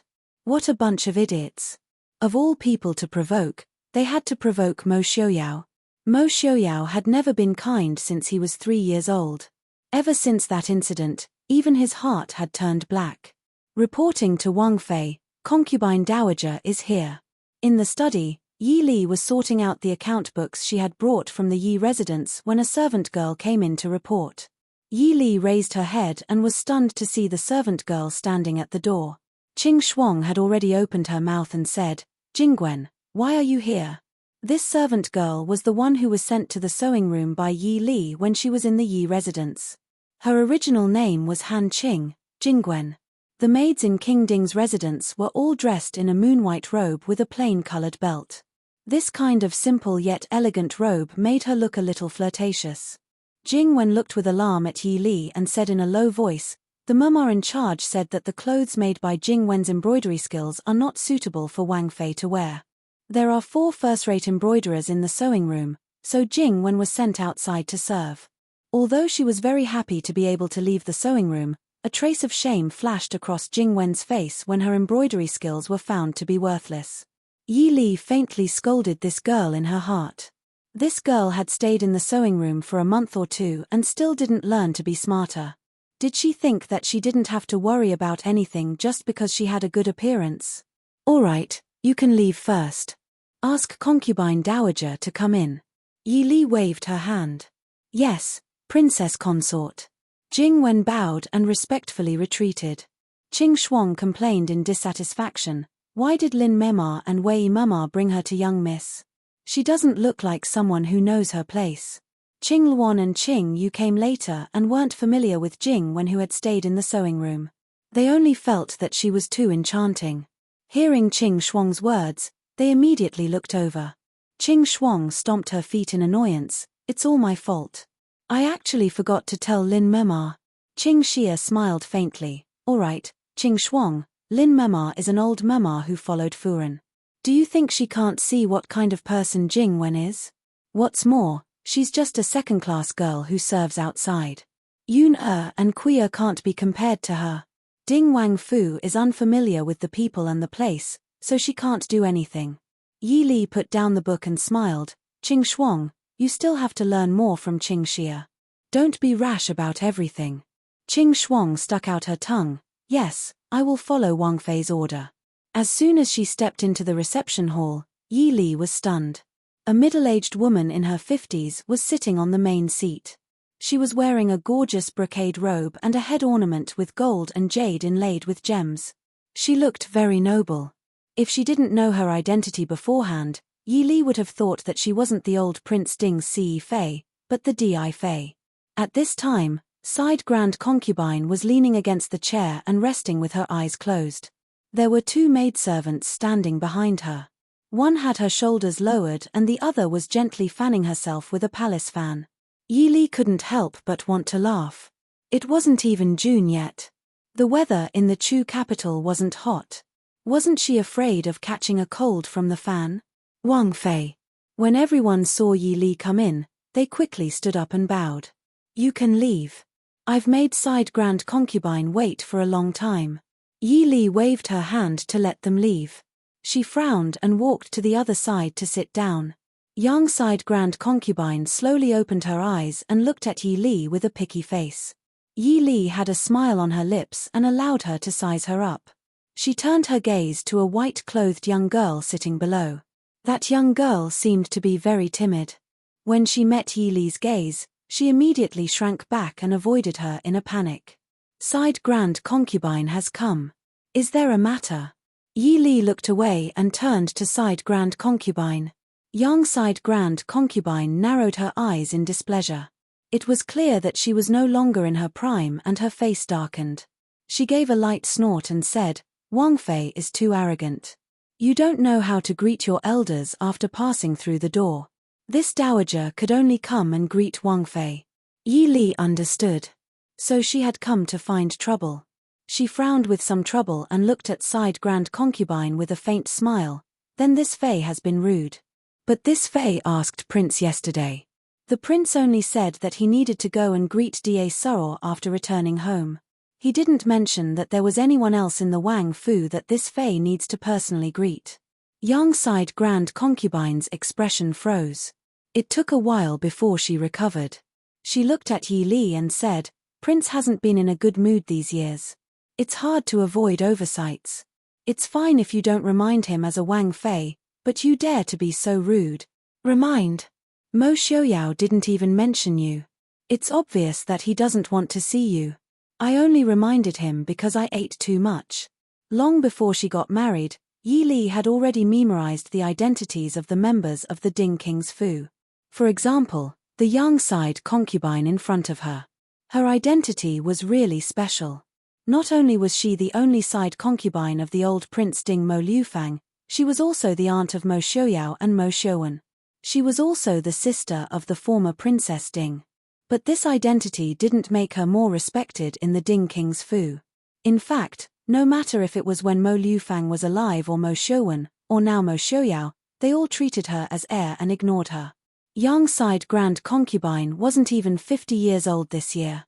She was about the same age as Zhao Yang, eldest princess. But for two women who were widowed at the same time, one would think that they were at least 10 years apart just by looking at their appearance. But Yi Li wouldn't sympathize with her because of this. She could only say that she asked for it. Young Side Grand Concubine married into the Ding King's Fu when the former Princess Ding gave birth to Mo Xiuwen. After giving birth to Mo Xiuwen, Princess Ding's health became very poor. Her originally loving relationship with Prince Ding also became somewhat cold. Then, 7 years later, she passed away not long after giving birth to Mo Xiaoyao. And compared to Mo Xiaoyao's disregard for Side Grand Concubine, the usually gentle and refined Mo Xiuwen's attitude towards her could be said to be one of disgust. Therefore, Yi Li had enough reason to think that Side Grand Concubine used some unconventional method to marry into the Ding King's Fu and directly caused the relationship between Mo Liufang and Wang Fei to break. Even if she didn't talk about all of this, even if Mo Xiaoyao would take in a concubine in the future, she would definitely not accept anyone from Yishan or Yilin. If it was said that she found it hard to accept sharing a husband with others, sharing a husband with her biological sister was simply challenging the limits of her tolerance.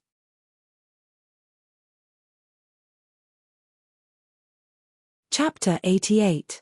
I really don't know if there is a need for me to personally pay my respects to a secondary consort. Yi Li said faintly with her clear eyes half closed. You! How dare you! Secondary consort Yang was so angry that her face turned red and she pointed at Yi Li without saying a word. The identity of a secondary consort was the pain of her life. When she married into the prince's residence, she was already a secondary consort and she was not disappointed as she was born from a concubine.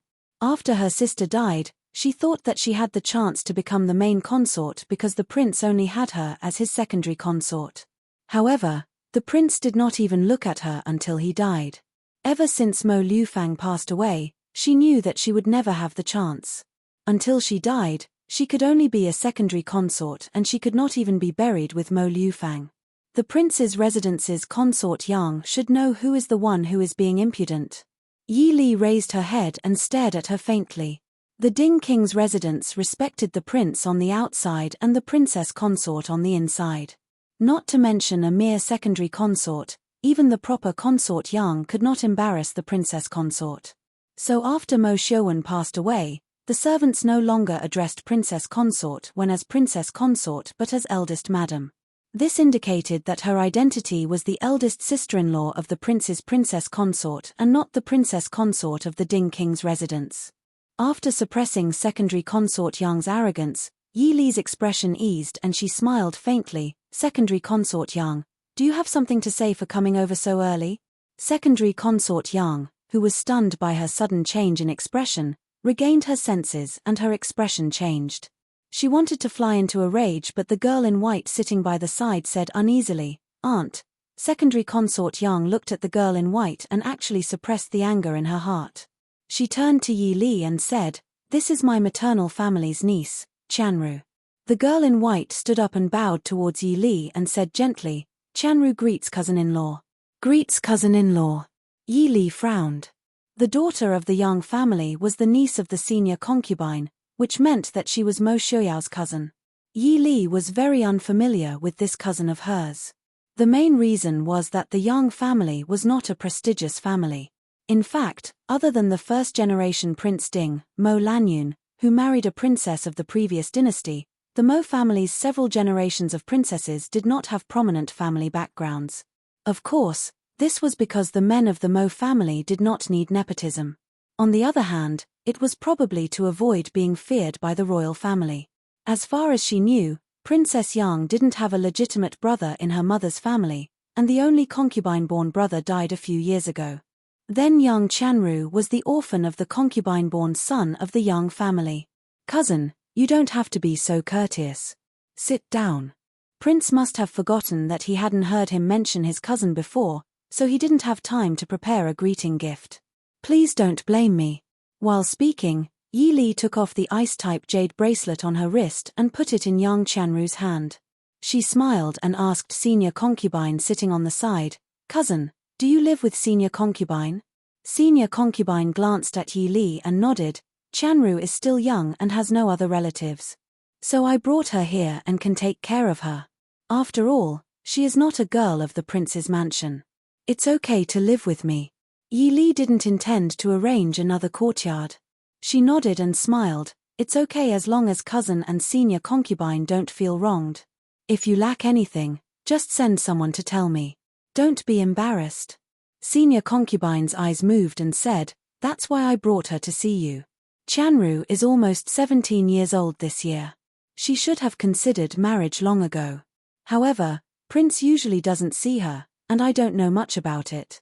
Since you are Chanru's representative, then look carefully for her.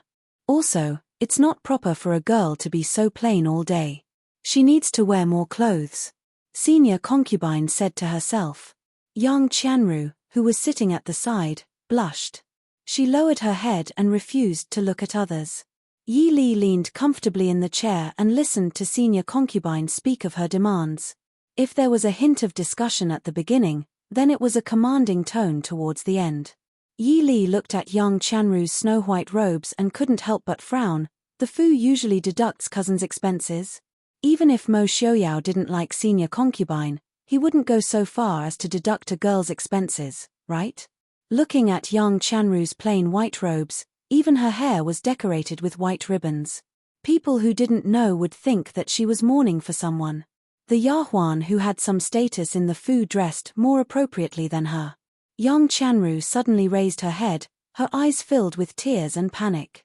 She hurriedly said, "No, the Wang Fu didn't mistreat Chanru. Cousin-in-law, please don't misunderstand Cousin Ge, it's Chanru's fault." Yi Li couldn't help rubbing her forehead. What was this? She rubbed her brow and said to Qing Luan, "Go see if Sun Mama is free. Ask her to come over." Sun Mama came quickly. Qing Luan had clearly told her about the matter, so she brought a steward who was in charge of the Fu's accounts and the expenses. "Greetings to Wang Fei. Greetings to senior concubine." The three bowed in unison. Yi Li nodded and said, "Sun Mama, you don't have to be so courteous." Sun Mama stood up and said, "Many thanks, Wang Fei.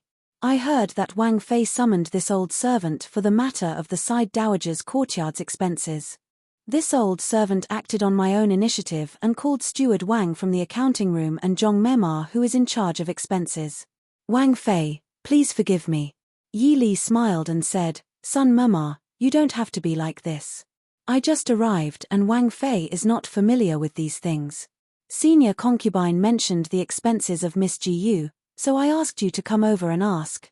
In that case, Sun Mama Zhong, what about Miss Gu's expenses? If Miss Ji suffers any grievances and outsiders know about it, it will be our Wang Fu's fault." Sun Mama Zhong hurriedly stepped forward and said with a bad expression, reporting to Wang Fei, "Miss Gu's expenses have always been according to the expenses of the young miss of the Wang Fu. Although there hasn't been a young miss in our Fu for several generations, the previous rules have always been kept. This old servant doesn't dare to deduct Miss Gu's expenses. Then, what is Miss Gu's monthly expenses? If the previous rules are not enough, it doesn't matter if it is adjusted appropriately. Or it can be directly allocated from Mayan Prince's share," Yi Li said. Sun Mama Zhong glanced at young Chanru sitting on the side and said, "Miss Ji has 30 taels of silver to spend every month. The cosmetics she uses are all bought by the Fu. She has 4 sets of clothes for each of the spring, summer, autumn, and winter seasons. She also has 2 sets of head ornaments for the beginning of winter and the beginning of summer. She also doesn't dare to reduce her expenses during the holidays. This old servant has served in the Wang Fu for generations and doesn't dare to mistreat Miss Ji." The bookkeeper standing on the side also said, "Wang Fei is wise. Prince and Wang Fei are getting married, and everyone in the Fu has rewarded them. The eldest madam received 500 taels, senior concubine received 200 taels, and Miss Ji received 100 taels.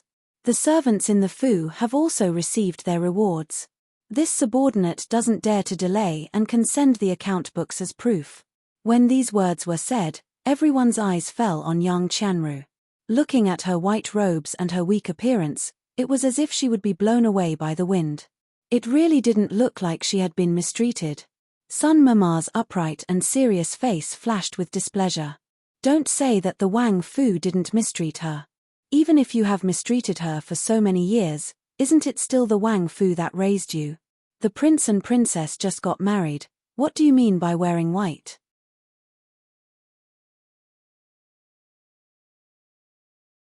Chapter 89. The maidservants who followed Yi Li from the Yi family also had opinions about this delicate cousin. Fourth Miss was already delicate and moving, but this one was even more fragile than her.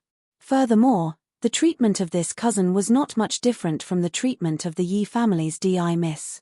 When their young miss was in the Yi family, she only received 30 taels of silver a month.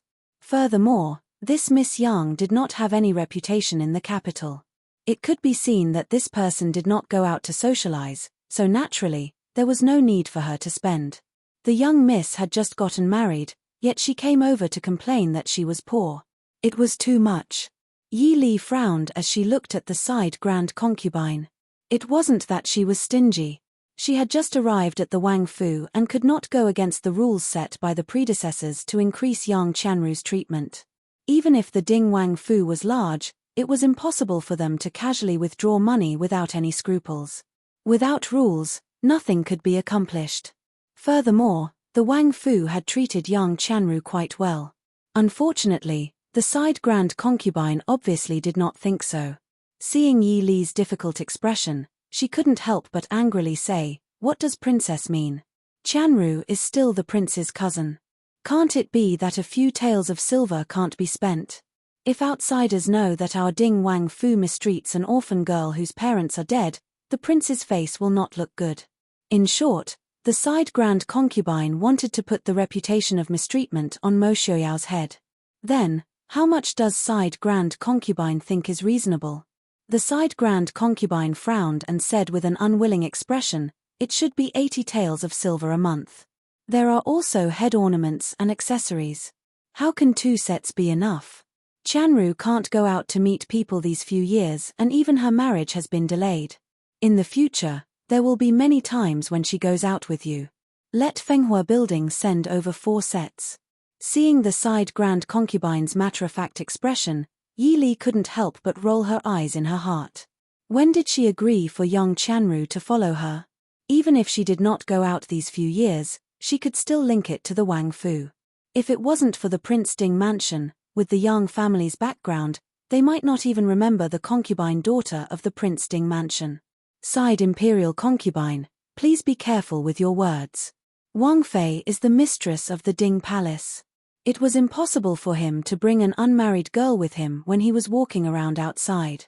Even if there is, it should be a girl from the prince's mansion or a DI sister from the princess's family. Sun Mama said with a serious face. Yi Li couldn't help but praise him in her heart.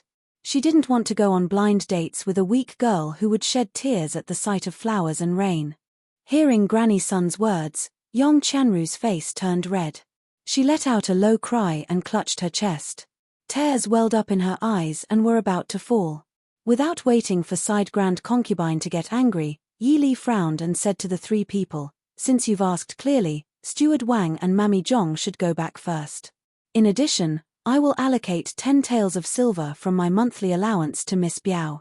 Since she's a guest, we can't let Miss Biao suffer. Yes, we will follow Princess's orders." Steward Wang and Mama Zhong responded and retreated. Yi Li continued, "Side grand concubine and Miss Biao should also go back first. As for Miss Biao's marriage, I will discuss it with the prince before giving a reply to side grand concubine." Side grand concubine was unwilling, but when she saw Yi Li's expression of wanting to see them off, she didn't dare to go against Yi Li's intentions. She could only angrily leave with the aggrieved young Chanru. After sending the 2 off, Yi Li looked at Sun Mama and said, "Sun Mama, Steward Wang and Mammy Zhong's salaries will be increased by 10 taels this month. Just take it from me." Sun Mama complied and looked at Yi Li, saying, "Actually, Princess doesn't need to pay attention to side grand concubine and Miss Biao. Our Wang Fu has never treated Miss Biao unfairly. We haven't touched a single cent of the inheritance that the Yang family left to Miss Biao." Yi Li helplessly said, "Look at what she's wearing today. What would others think if they saw her like this?" Sun Momo pursed her lips and said, "Princess consort, you may not know this, but this Miss Biao is very strange. It's said that she likes white very much. The clothes we sent for the 4 seasons were all colors that girls like, but Miss Biao said that they were tacky. She was only willing to wear white clothes. If the clothes we sent didn't have white, she would rather wear her old clothes. She ruined a lot of clothes for no reason." The steward of the Fu had no choice but to send white clothes. For the prince and princess's wedding, Mama Zhong had specially ordered people to make a set of peach red and a set of light purple. Who knows? Tacky? Not necessarily, right? Yi Li thought of another person who liked to wear plain clothes. In the future, there will be many guests in the Wang Fu. We can't let her come out to meet people like this. In the past, the Wang Fu basically didn't interact with outsiders. Now that Mo Xiaoyao was married and had come out to meet people, it wouldn't do to close the doors and refuse guests. "I'll go back and ask Prince if he wants to change out of all the plain clothes." Thinking, Yi Li said with a slight smile. Sun Mema froze for a moment, then immediately reacted, "What does princess mean? I didn't say anything. I just don't like white clothes." Yi Li said with a smile. "Princess, Prince invites you." Mo Xiaoyao didn't have any servant girls to serve him, so the one who came to deliver the message was one of Mo Xiaoyao's personal guards. Yi Li nodded and stood to ask, "Where is the prince right now?" The guard said, "The prince is waiting for princess in the water pavilion." "I know. You can go." The Dingwang Fu could be said to be the largest fu in Jing City. Of course, this was related to the position of the Dingwang Fu in the Dhu state. The Wang Fu had been remodeled by successive princes for over 100 years. Even though the area hadn't expanded, the scenery inside the Wang Fu could be called the best in Jing City. In the southwest corner of the Wang Fu, there was a natural lake that took up 1/6 of the entire Wang Fu. There was a wooden corridor built on the surface of the lake that led to a water pavilion with 3 rooms in the middle of the lake. The surface of the lake was covered in green lotus leaves, making the lake water ripple. Just walking in, one could feel a faint coolness. It must be a good place to relax in the summer. Waving her hand to stop the servant girls, Yi Li walked alone along the corridor on the surface of the lake towards the pavilion in the middle of the lake. As expected, she saw Mo Xiaoyao sitting in front of the open window, lost in thought. Hearing her footsteps, Mo Xiaoyao came back to his senses and said with a smile, Yi Li walked in, "What are you thinking about?" Mo Xiaoyao shook his head and said with a smile, "I've been busy with some trivial matters these past 2 days. I didn't have time to ask if you're used to it." Yi Li shrugged and found a place to sit across from him. She said with a smile, "My ability to adapt has always been very good. The people in the Wang Fu are also very good. I'm very used to it." Seeing Mo Xiaoyao looking at her with a strange expression, Yi Li blinked her eyes and said with a smile, "It can't be that you're not used to it, right?" She didn't expect Mo Xiaoyao to actually nod his head and said with a smile in a low voice, "I'm indeed not used to it. It seems, it's been many years since I was the only one in this Wang Fu. Ian, do you need me to leave?" Yi Li was a little apologetic. She didn't think that her existence would cause trouble for Mo Xiaoyao. Mo Xiaoyao laughed involuntarily and shook his head. "How could that be? Li, I thought that we were husband and wife." "So, I feel that we need to spend more time together," Mo Xiaoyao said. Yi Li understood. Some people would habitually avoid things that they were not used to, but others would choose to face them head-on. Mo Xiaoyao clearly belonged to the latter.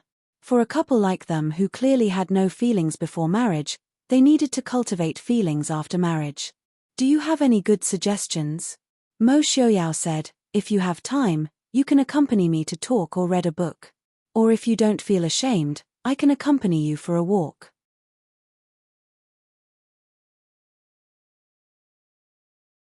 Chapter 90. Go out. Yi Li was a bit tempted. She seemed to have forgotten that there was another benefit after getting married. It was more convenient to go out than before. "No problem." Yi Li nodded, agreeing with Mo Xiaoyao's suggestion. Mo Xiaoyao was startled when he saw that she didn't hesitate at all. A faint smile appeared on his lips. "You said you wanted to draw a portrait for Ali yesterday. Ali, come over and take a look. What do you think of this?" Yi Li walked over in surprise. "You're done so quickly." There was an open painting on the table in front of Mo Xiaoyao. In the painting, there was a woman dressed in red standing with a sword.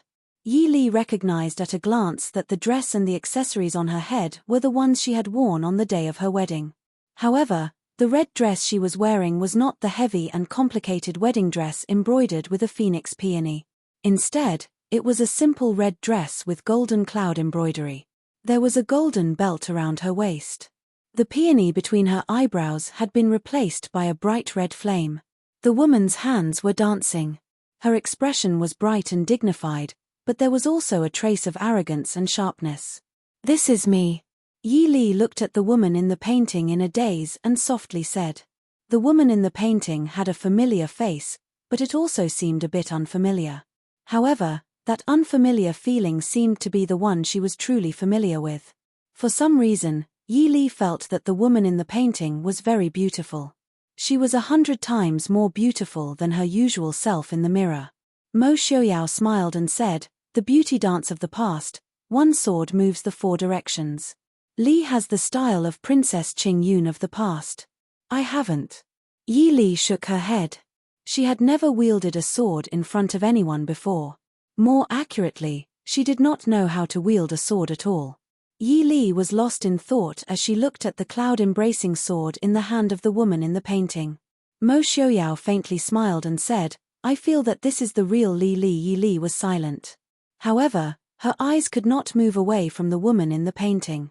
Indeed, she had seen such an expression on another familiar face before. He came and went freely in the rain of bullets, and killed enemies with his bare hands in the rain of blood. That was a completely different life from now.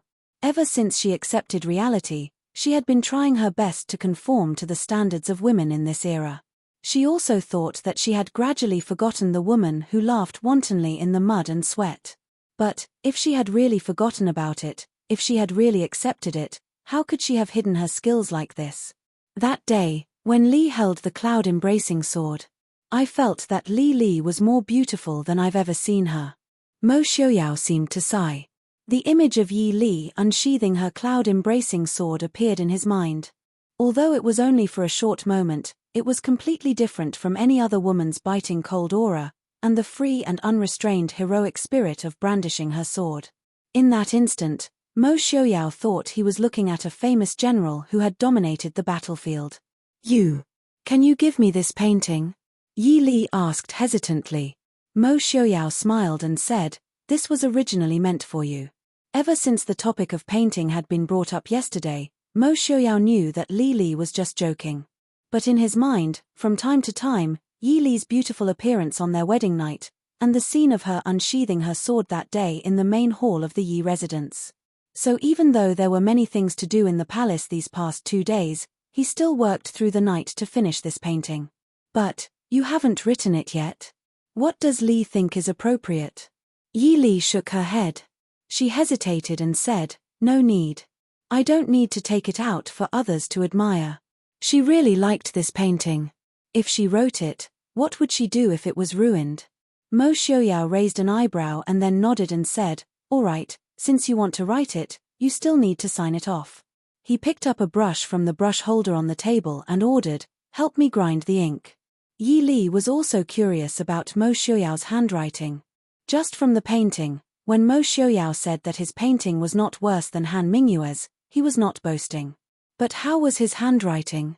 Mo Xiaoyao looked at her and smiled. "Li Li's calligraphy is unique. I might have to disappoint you." Yi Li smiled as she watched him dip the brush in the ink and leave a line of words on the side of the painting. Prince Ding Xiaoyao presents his wife Li Li. Mo Xiaoyao's handwriting was tall and elegant. It looked imposing, but it did not make people feel that it was showing off.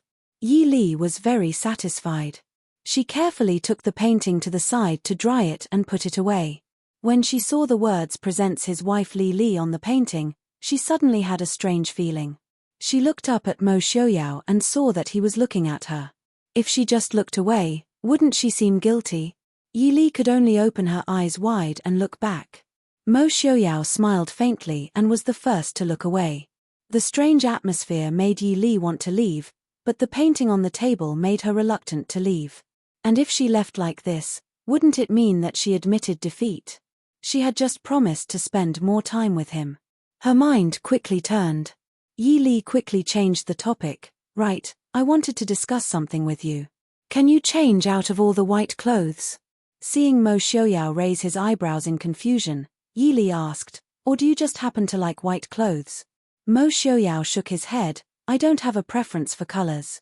I'm just used to it." "But, why did you think of this?" Based on his understanding of Yi Li, she definitely wouldn't be interested in what color he wore. Yi Li smiled and told him what happened in the courtyard. Mo Xiaoyao looked at her speechlessly. "So you think that because I wear white, she won't wear anything but white?" Yi Li nodded. "That's what I think. But I don't wear white clothes every day." Although his clothes were mostly plain, it didn't mean that he didn't have any other colors. "But it's very obvious that every time you appear in front of her, you're probably coincidentally wearing white." Yi Li shrugged lazily. "Ha ha. Li Li, are you jealous?" Mo Xiaoyao stared at her for a long time and laughed softly. "Jealous?" Yi Li's face couldn't help but darken. She shot up and said woodenly, "Apologies, my food lacks vinegar." Finishing, She didn't even look at the painting as she turned and walked out. Prince. A short while later, a Jing appeared at the door and looked at Mo Xiaoyao. Sun Mama was right. Prince didn't know how to interact with Wang Fei. Wang Fei was so angry that she ran away in a short while. Mo Xiaoyao gave a faint smile. Later, send this painting to Wang Fei. Qing Luan and the others followed behind Yi Li. Seeing their usually gentle young miss striding away with a black face, they couldn't help but look at each other. The pavilion in the center of the lake was too far from the shore. They couldn't hear what Prince and Wang Fei had said. Qing Xia asked uncertainly, "Did Prince bully Wang Fei?" Qing Shuang's face instantly darkened. "What? Prince bullied Miss?" Qing Luan and Qing Yu helplessly pulled back Qing Shuang, who was about to explode. Qing Luan's mouth couldn't help but twitch. She had seen Wang Fei's skills with her own eyes. She could easily knock out a strong man without even panting. Just based on the fact that Prince was in a wheelchair, could he bully Wang Fei? Qing Yu thought for a moment and said, "Let's ask a Jin later. He definitely knows." Qing Shuang twisted her mouth. "He stayed by the shore like us. What could he know?" Qing Xia agreed. "He's been with Prince since he was a child. He definitely knows how Prince made Wang Fei angry. Let's go, Wang Fei has gone far."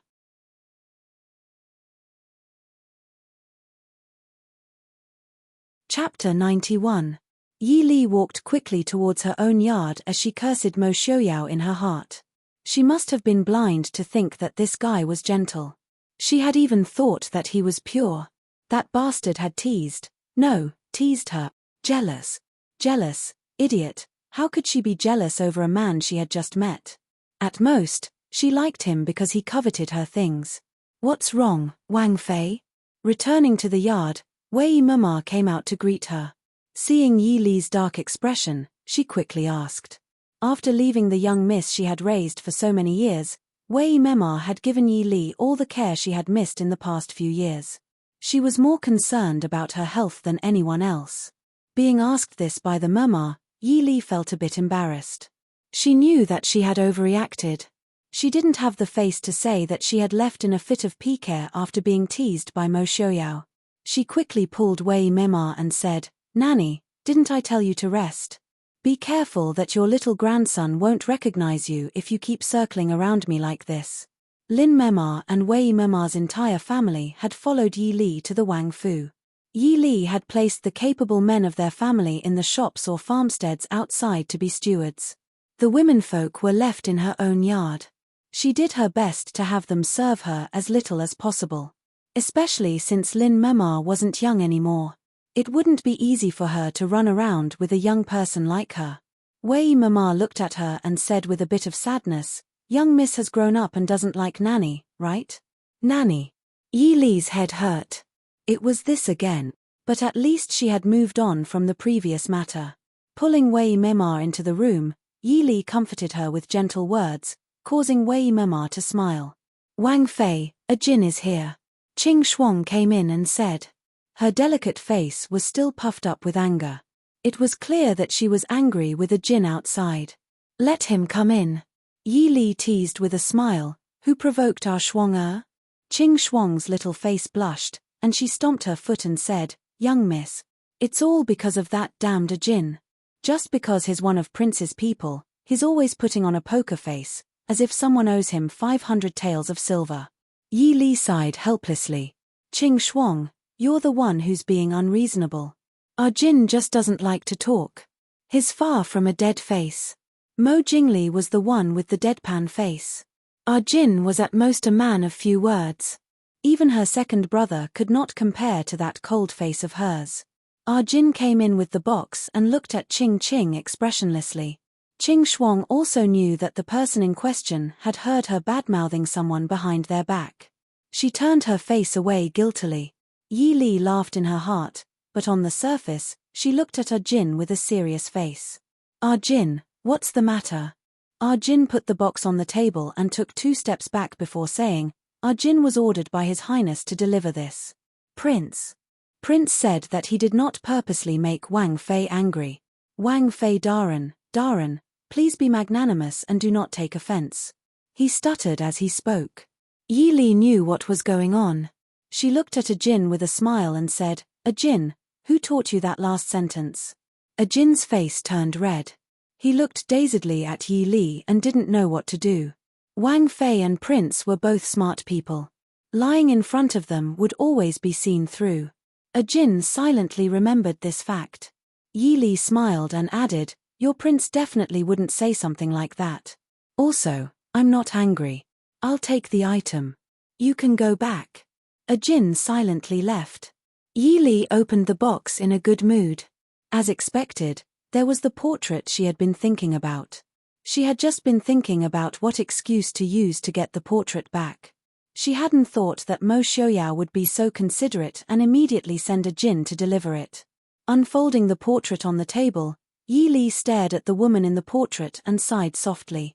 Mo Xiaoyao's voice couldn't help but ring in her mind, "I feel that this is the real Li, so beautiful." Qing Shuang, who was standing at the side, exclaimed excitedly, "Miss, was this painted by Prince? It's so beautiful." Wei Momo also nodded with satisfaction and smiled. "Prince is really considerate towards Miss. It seems that eldest master and eldest young master didn't misjudge him." He. Yi Li was speechless. Was there a need for a portrait? In the blink of an eye, it was time to return home. These 3 days, Yi Li could be said to have adapted well in the Ding King's fu. Even Lin Momo and Wei Momo, who had been worried, relaxed. Only the prince and the princess consort hadn't consummated yet. This made the 2 nannies very dissatisfied. However, they weren't the only ones who were worried and dissatisfied. There was also Sun Momo from the Ding King's fu. Sun Momo had watched Mo Xiaoyao grow up and knew her master's temper well. She wasn't dissatisfied with the new princess consort. She even hinted that Lin Momo and Wei Momo would think of a way. The Ding King's fu was harmonious and respected their miss very much. When they returned home, Miss would officially take charge of the Ding King's fu. How could the 2 nannies be dissatisfied? Therefore, when they returned home, the smile on their faces was like a blooming flower. The Yi family's welcome was exceptionally grand. Not only did Minister Yi and Wangsha bring Yi Shan, Yi Lin, and Yi Rong, even the married Yi Zhen and Yi Ying brought their respective husbands back. Yi Li wasn't curious that Yi Ying would come back to join in the fun. However, Yi Zhen, as the concubine of the Southern Marquis heir, was able to let the Southern Marquis heir accompany her back. Once they entered the door and met old Madame Yi, Yi Li was pulled away by her sisters to have a private chat. Mo Xiaoyao stayed in the main hall to talk with Minister Yi and Mo Jingli. Qing Yi Xian, where Yi Li used to live, was still there. The sisters sat at the stone table in Qing Yi Xian's courtyard to talk. Yi Zhen looked at the maidservant standing not far away and then looked at Yi Li, who was wearing a light purple robe. She wore a pearl tassel hairpin, pearl earrings, and a lotus-patterned warm jade bracelet on her wrist. Her expression was indifferent and there was a smile on her lips. It seemed that she had an additional noble aura compared to when she was at home. She couldn't help but sigh enviously. It seems that third sister is having a good time in the Ding King's residence. Yi Li smiled. "Thank you for your concern. Everything is fine." Yi Shan pulled Yi Li and asked non-stop, such as whether the Ding King's residence was big or not, whether it was beautiful, who were the people in the residence, whether they were easy to get along with and so on. Yi Li wasn't in a hurry. She waited for her to ask enough before she answered some of the questions. Yi Shan didn't get an answer and wanted to ask again. However, she was pulled away by Yi Lin, who was sitting beside her. She could only shut her mouth in disappointment. "I heard that the Ding King's residence has a former princess and concubine. Has third sister seen them?" Yi Shan kept asking non-stop and Yi Ying couldn't get a word in edgewise. She could only sit by the side with an indifferent face. At this time, she stared at Yi Li and asked. Yi Li looked at Yi Ying in surprise and frowned. "Fourth sister, are you not feeling well recently?" It hadn't been long since they last met and Yi Ying's appearance had changed a lot. She felt that she had become thinner and frailer. In the past, when she was in the Yi family, although Yi Ying was weak, Wangsha had taken good care of her. Her face always had an alluring blush. But now, without that blush, her entire person suddenly became darker. Although she had put on some rouge on her face, it wasn't as beautiful and natural as before.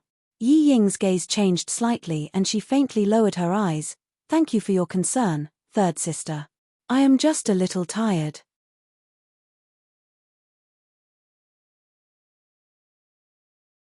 Chapter 92. Yi Li sighed in her heart. Yi Ying had really changed a lot. It seemed that the ability of virtuous concubine Zhao old concubine to teach people was beyond Yi old madam's reach. If you are tired, rest more. No matter what, your body is the most important. Without a good body, there is nothing. Yi Li advised a few words before answering Yi Ying's question. Sister-in-law has been practicing Buddhism all year round. She only pays her respects when she returns. As for Ce old concubine, thinking of the eccentric Ce old concubine in the Fu, Yi Li couldn't help but frown and said lightly, Father's Ce Fei does not need to meet often. Yi Shan exclaimed, then isn't there only third sister and Prince Ding in the Ding King Fu? When these words came out, not only Yi Shan, Yi Zhen, and Yi Lin, but even Yi Ying couldn't help but reveal a trace of envy. In the Fu, there were no elders above, no sister-in-law or sister-in-law, and even no sister-in-law to deal with. It was simply every newly married woman's dream. But when she thought of Mo Xiuyao's situation, Yi Ying faintly felt that she was balanced. Compared to being ridiculed and sympathized with outside, being wronged at home was still bearable, right? It seems that third sister and prince's relationship is also very good. Third sister is really lucky. Yi Zhen sighed and said faintly. Yi Ying didn't believe it and asked suspiciously, is Prince Ding's temper really that good? I heard others say that people with physical disabilities generally have weird tempers. Yi Li frowned and said, Prince is not difficult to get along with. She didn't know if Mo Xiuyao's temper was good, but at present, they were getting along very well. Yi Ying also knew that Yi Li was a little unhappy because of her words, but she was never used to lowering her head to Yi Li. For a moment, the atmosphere was a little stiff. Yi Zhen looked at the two and could only open her mouth to change the topic. In a few days, the palace will hold a banquet to send off the envoys from various countries. Have third sister and fourth sister received the invitation? Yi Li shook her head and said, no. Yi Lin smiled and said, the envoys from various countries are here to celebrate third sister and prince's wedding. Even if the others don't attend, the prince and third sister will definitely attend. But how did eldest sister find out faster than third sister and fourth sister? Yi Zhen smiled and said, this time, it was the emperor who gave our family's Shizi the responsibility. Naturally, I know some things first. Yi Shan's eyes lit up and said, then, will eldest sister be going later? Yi Zhen nodded her head shyly and happily. The crown prince said that he would bring me to the palace this time. After saying this, she looked gratefully at Yi Li. Clearly, Marquis Nan Shizi had decided to bring a side consort like her to the palace banquet because she had just become Princess Ding's younger sister. Although she was only a secondary consort, Yi Zhen now felt that she could stand firm in the Marquis Fu. After all, even the princess consort didn't have a younger sister who was a Jiaoyi and two younger sisters who were Wang Fei. Based on this point, if she could give birth to an heir, she would have a chance to compete with the princess consort in the future. H. Even if eldest sister can go, you definitely can't go. Yi Ying glanced at Yi Shan and said coldly. Yi Shan immediately blushed and said embarrassedly, fourth sister, I don't think so. Yi Ying didn't even look at her and said, who has the time to care about what you think? It's just that some people can't see their own status clearly. You. Yi Shan's eyes were red and tears welled up in her eyes. In the end, she could only get up and run out. Yi Ying's words were too harsh. Although they were directed at Yi Shan, Yi Lin still felt uncomfortable. Seeing Yi Shan run away, she also got up and chased after her. Even Yi Zhen's expression was not good. Yi Li looked strangely at Yi Ying and then at Yi Zhen. Yi Zhen sighed helplessly and said softly, fourth sister, even if you're in a bad mood, don't take it out on sixth sister. Yi Ying gripped the handkerchief in her hand and sneered, I'm in a bad mood. Eldest sister, ask third sister if she's in a good mood. Greetings to the three young ladies. Old Madam invites Princess Ding over for a chat. A maid from Rongla Hall came over to pass on the message. Yi Ying glanced at Yi Li and sneered, third sister, don't you want to know what happened to me? You'll know when you get there. Yi Li shook her head and got up to look at Yi Ying. Fourth sister, your temper is fine at home. You're already married, but you're still like this. Do you think Madam can still protect you all the time? Yi Ying's expression darkened and she stubbornly turned her head away and didn't speak. Yi Li didn't force her. Although they were blood-related sisters, she didn't have the feelings for them as compared to her former cousins. She also didn't have the same feelings for her cousins in the Shu family. If she could persuade them, she would.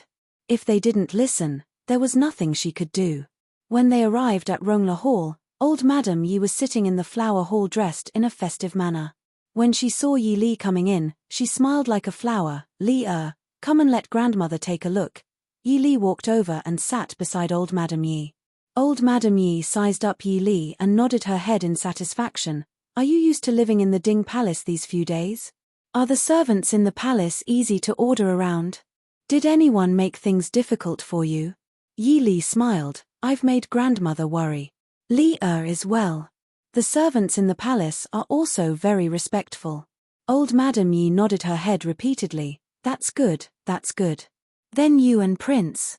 Yi Li said. Prince is also easy to get along with. Old Madam Yi was in a difficult position. She looked at Yi Li and said, Grandmother is talking about you and Prince. You and Prince, when do you plan to have a child? Prince is not young anymore. Yi Li was slightly embarrassed. Old Madam Yi pondered for a long time and wanted to ask if they had consummated their marriage. Old Madam Yi stared at her and said, Don't lie to grandmother. If grandmother can't tell, then she has lived for so many years in vain. You and Prince haven't consummated your marriage yet, right? Old Madam Yi obviously understood that this granddaughter was different from the others. She quickly gave up beating around the bush and asked directly. She could also tell? Yi Li thought for a while and said calmly, Grandmother, you don't have to worry. Prince and I don't feel that we are familiar with each other. It's not too late to get along with each other for a while. Moreover, we are getting along very well now, so there's no hurry. Old Madam Yi looked at Yi Li's calm face and secretly shook her head in her heart. Then, who will take care of the affairs of the prince's mansion? The external affairs will naturally be taken care of by Prince. The affairs of the prince's mansion will be handed over to me after we return. Yi Li replied. Old Madam Yi's expression became slightly better. At least this granddaughter knew how to grasp the power of the prince's mansion. Old Madam Yi was really helpless towards Yi Li and Yi Ying, these two granddaughters. Yi Ying looked smart, but in fact, she was brainless. After marrying into the prince's mansion, she didn't know how to grasp the power of the prince's mansion. Every day, she was jealous of her concubines and made herself look like a resentful wife. In contrast, Yi Li, who didn't reveal her talents, was obviously much smarter. Just by looking at the attitude of the servants who followed Yi Li from the prince's mansion, one could tell that she had a good life in the Prince Ding mansion. But she didn't care about Prince Ding too much. Even as Princess Ding, if she wanted a lifetime of glory and wealth, she still had to rely on Prince Ding. Li, tell grandmother honestly. Is it because of Prince Ding's leg that you... Old Madam Yi waved away the servants in front of her and grabbed Yi Li to ask in a low voice.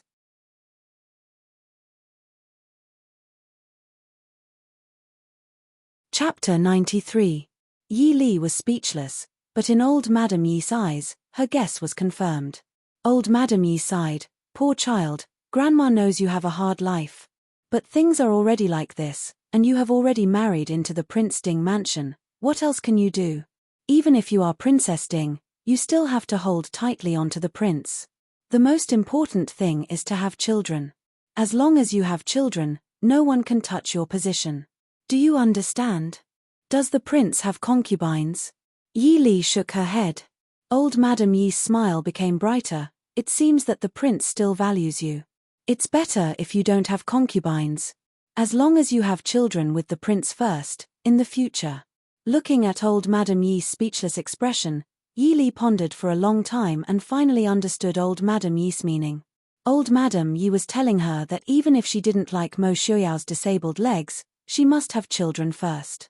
As long as she had children, if she really couldn't accept Mo Xiaoyao, she could push him to other women.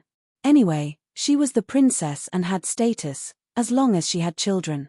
A man's favor was mostly unreliable. Why didn't she doubt that Mo Xiaoyao couldn't do it? Yi Li had some evil thoughts. Thank you for your advice, Grandma, Leah knows. In order to prevent old Madam Yi from continuing to impart her experience to her, Yi Li quickly agreed. Old Madam Yi was very satisfied with her advice and nodded. Good child, Grandma knows that you understand better than Ying. Originally, you shouldn't have said this today, but after you become the Princess Ding, you won't have time to come home. Grandma will say it to you now. After a few days, if you have nothing to do, you can pick up your fifth sister and sixth sister to accompany you in the mansion. Yi Li was startled and slightly frowned. Old Madam Yi said, Shan and Lin are good children. You sisters grew up together. If they can, it will be helpful for you and Ying. Grandmother's intention was for Lin to be more mature. It would be best if she could follow Ying to the Li Palace. Shan's temperament is lively, and your temperament can suppress her. What do you think? What do you think? What do you think? Yi Li couldn't help but want to go crazy. Isn't this old lady taking things for granted? Even the personnel had been allocated. It just so happened that the Li Prince Mansion and the Prince Ding Mansion had one each. No wonder Yi Ying's expression was so ugly just now. She was already sullen enough when she fought with Mo Jingli's concubine in the Li Palace. In the end, her maternal family even sent her own sisters to make things worse. Anyone would be depressed. Coughing lightly, Yi Li straightened her face and said with a smile, Grandmother, isn't it too early to talk about this? The prince and I haven't. If I rush to let my younger sister enter the residence, what will the prince think? Old Madam Yi smiled and said, Grandmother didn't ask you to do it now. Anyway, Shana was still young. It wouldn't hurt to wait another 1 or 2 years. As long as you have a plan in your heart, it's fine. Yi Li pulled the corner of her mouth and asked, although fifth sister and sixth sister are born of concubines, the status of our minister's mansion is not low. Entering the prince's mansion as a concubine would be a grievance to them. Old Madam Yi waved her hand carelessly and said, marriage is decided by the parents. What grievance do they have? Isn't entering the prince's mansion as a concubine more honorable than marrying a minor official or a concubine's son as the legal wife? Leah doesn't need to worry about the two of them. Shan and Lin have always been obedient. They won't have any objections. I have objections. Yi Li thought for a while and said, Leah understands what grandmother and father mean. But our family's daughters, except for second sister who entered the palace, have all joined the prince's mansion. This is not good for second sister. This matter. Has grandmother discussed it with father? In fact, after thinking about it seriously, Yi Li understood why old Madam Yi was so worried. Wasn't it because of the unborn child in the palace who was still unknown whether it was a boy or a girl? Not to mention now that she had joined the Prince Ding mansion, even if she was still unmarried, Yi Li had never planned to cooperate with old Madam Yi's wild and imaginative plan. She really didn't understand why Minister Yi, who was considered an official for a long time, would agree with the plan of an old man who sat at home and didn't go out. Old Madam Yi was stunned. She squinted her old eyes and looked at Yi Li for a while before saying, What do you mean? Yi Li smiled and said, Li is also a daughter of the Yi family. If second sister is good, then naturally Li is good. But grandmother can't only care about two princes' mansion. You have to know. Prince always doesn't care about the facts. And the support of the officials in the court is also very important. This. Yi Li smiled faintly and said, Leah doesn't know about fourth sister. But if it's the Prince Ding mansion, grandmother should rest assured that Leah doesn't need any help. Old Madam Yi was silent for a moment. She also knew that Yi Li's words made sense. Not to mention that Yi Li was confident that she could control the Prince Ding mansion. Then, she really didn't need the Yi family to compensate another daughter. But if Yi Li wasn't willing and they forced one to go over, it wouldn't look good if the sisters fought against each other. And from old Madam Yi's point of view, whether it was Yi Shan or Yi Lin, they obviously couldn't win against Yi Li. After thinking through this, old Madam Yi didn't insist anymore. She smiled and said, Leah's words make sense. It's grandmother who didn't think it through. Just treat it as if grandmother didn't mention it. Although the Prince Ding mansion had a prominent reputation, but in the past generations, Prince Ding had never participated in the royal family's affairs. From this point of view, the Prince Ding mansion's role wasn't as big as the Prince Li mansion. Yes, grandmother didn't say anything. Leah also didn't hear anything. Yi Li softly replied. Of course, it would be best to dispel old Madam Yi's thoughts. In the future, the Prince Ding mansion would be her home. She didn't want to see any existence that would make her feel uncomfortable there. After chatting with old Madam Yi for a while, the servants came to invite them to eat. Because it was a family banquet, there weren't any outsiders present. Only old Madam Yi brought Minister Yi and Wang Shi, Mo Jingli and Yi Ying, Mo Xiaoyao and Yi Li, as well as Nan whose heir, Fu Zhao. At the dining table, Yi Li could clearly feel a cold gaze sweeping over her body from time to time. Without even looking up, Yi Li could guess who that person was. Yi Ying attentively served Mo Jingli dishes. Mo Jingli was still staring at Yi Li from time to time with an expression as if someone owed him a few thousand taels. Mo Xiaoyao and Yi Li ate leisurely and calmly, occasionally serving each other's favorite dishes. Fu Zhao looked thoughtfully at this side and then at the other side, drinking and eating as if nothing had happened. On the other hand, Minister Yi's expression was slightly awkward and comical. It could be seen that he was trying to make the atmosphere at the banquet more harmonious and natural.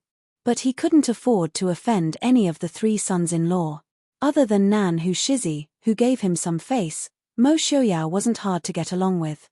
Mo Jingli's face clearly showed that he wasn't happy.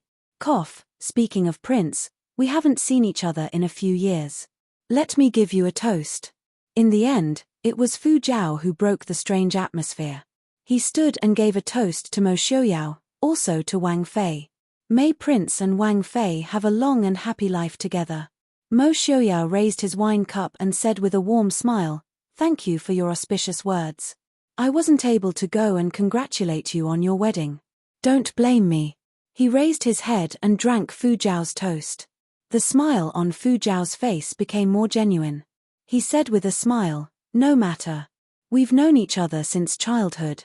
Now we are relatives. Before we came, my mother told me to invite Wang Fei to visit the Marquis Fu when she has the time." This Nan Hu Shizi clearly knew how to conduct himself. Everyone in Jing knew that while Nan Hu Shizi hadn't inherited the title, the Shizi Fei was in charge of the Marquis Fu. At this time, he didn't mention the Shizi Fei and only spoke of the Nan Hu Furen.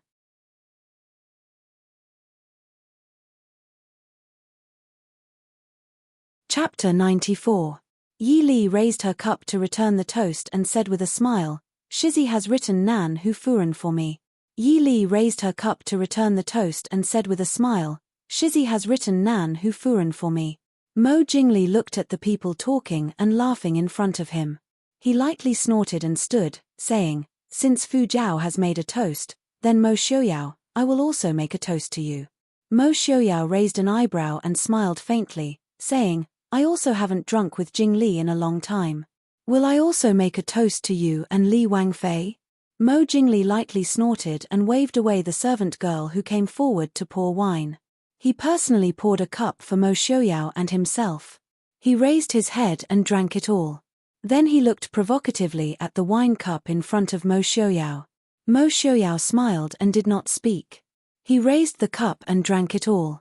Again, Mo Jingli raised the wine pot and filled it again. The two actually started to drink at the table. Yi Li frowned as she looked at the two men drinking without a word. Minister Yi's eyes were about to fly out, but no one paid attention. Old Madam Yi tried to persuade him but was ignored by Mo Jingli. Mo Xiaoyao nodded at old Madam Yi with a smile but did not refuse Mo Jingli's urging to drink. Yi Li glanced at Ah Jin who was standing not far away. Ah Jin detected Yi Li's gaze and showed an anxious expression as she looked at Mo Xiaoyao who was silently drinking. Mo Jingli once again reached out to pour wine, a jade-like hand covering the wine cup. Mo Jingli's face darkened. He raised an eyebrow at Mo Xiaoyao and said, "Mo Xiaoyao, what is the meaning of this?" Yi Li's expression was indifferent. She placed the wine cup in front of her. "Is Li Wang drunk?" "The one who stopped the wine was me." Why are you asking about my family's prince? Mo Jingli sneered and said disdainfully, what business does a woman have when a man drinks?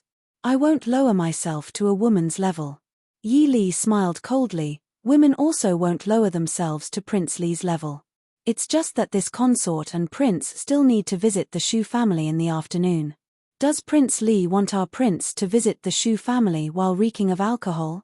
One had to know that not everyone could be as carefree as King Li. Especially since the Shu family is a scholarly family. They have a long history of etiquette. Does Prince Li want this consort and prince to be kicked out by uncle? Mo Xiaoyao, it can't be that you've developed the problem of being afraid of women after getting married, right? Mo Jingli glared at Yi Li with a dark expression for a while before speaking to Mo Xiaoyao with a cold smile. Mo Xiaoyao looked at him calmly. There was even a trace of a smile on his face. Jingli, it's not a bad thing to respect your wife's opinion. Li is right. We still need to visit Sir Shu and Imperial Censor Shu in the afternoon. You know that Sir Hong Yu really dares to kick us out. Mo Jingli was not going to let this go. How could I not know that when returning home, not only does one have to see the maternal family, but one also has to see the maternal family? Stop wasting words. Mo Xiaoyao, are you going to drink ice toast or not? I'm not drinking. Mo Xiaoyao replied bluntly. Yi Li, who was sitting next to him, could clearly feel that Mo Xiaoyao's mood was unusually good. Even when he was talking to Mo Jingli, Yi Li could not help but hear a hint of teasing in his voice. Ahem. Prince Li, since Prince Ding still has things to do, let's not force him. It's not too late to drink when we have time. Fu Zhao helplessly tried to mediate the situation. They had all grown up in the capital and had known each other since they were young. Mo Xiaoyao and Mo Jingli had not been on good terms since they were young. Who would have thought that after not seeing each other for so many years, they would become even worse? This made things difficult for them, the bystanders, to handle. Looking at Mo Xiaoyao, Fu Zhao could not help but rejoice. Mo Xiaoyao's temper was much better now, and he could even listen to Wang Fei's advice. If it was in the past, the two of them would have either fought to the death or come to blows. Jingli. Yi Ying coaxed, don't we still have to go out in the afternoon? Let's treat Prince Ding to a drink next time. Mo Jingli narrowed his eyes at her. He snorted softly and did not speak anymore. Everyone else also sighed in relief. Minister Yi rubbed his aching temples and swore in his heart that he would never let these two sons-in-law drink at the same table again. After lunch, Yi Li and Mo Xiaoyao held hands and bid farewell to the Shu Fu. Before they left, Shu Hongyu called Mo Xiaoyao alone to the study to talk for an hour. Yi Li was not allowed to listen in and could only wait outside the study. The brothers of the Shu family, other than Shu Qingchen whose whereabouts were unknown and Shu Qingze who was ordered around by second aunt, were all in the yard with her. Shu Qingyang leaned on the table and looked at Yi Li with a grin as he said, Li Jiejie, my father won't eat brother-in-law. You don't have to worry about him. Yi Li rolled her eyes at him in exasperation. Which eye of yours saw me worry about him? Shu Qingyang pointed at his eyes and said with a smile, both of my eyes saw it. The usually careless Shu Qingfeng felt a rare emotion. He looked at Yi Li and said sadly, I didn't think that in just a few days, Li would become someone else's. If Prince Ding bullies you, come back and tell San Ji. San Ji will definitely stand up for you. Yi Li nodded and said seriously, I will remember.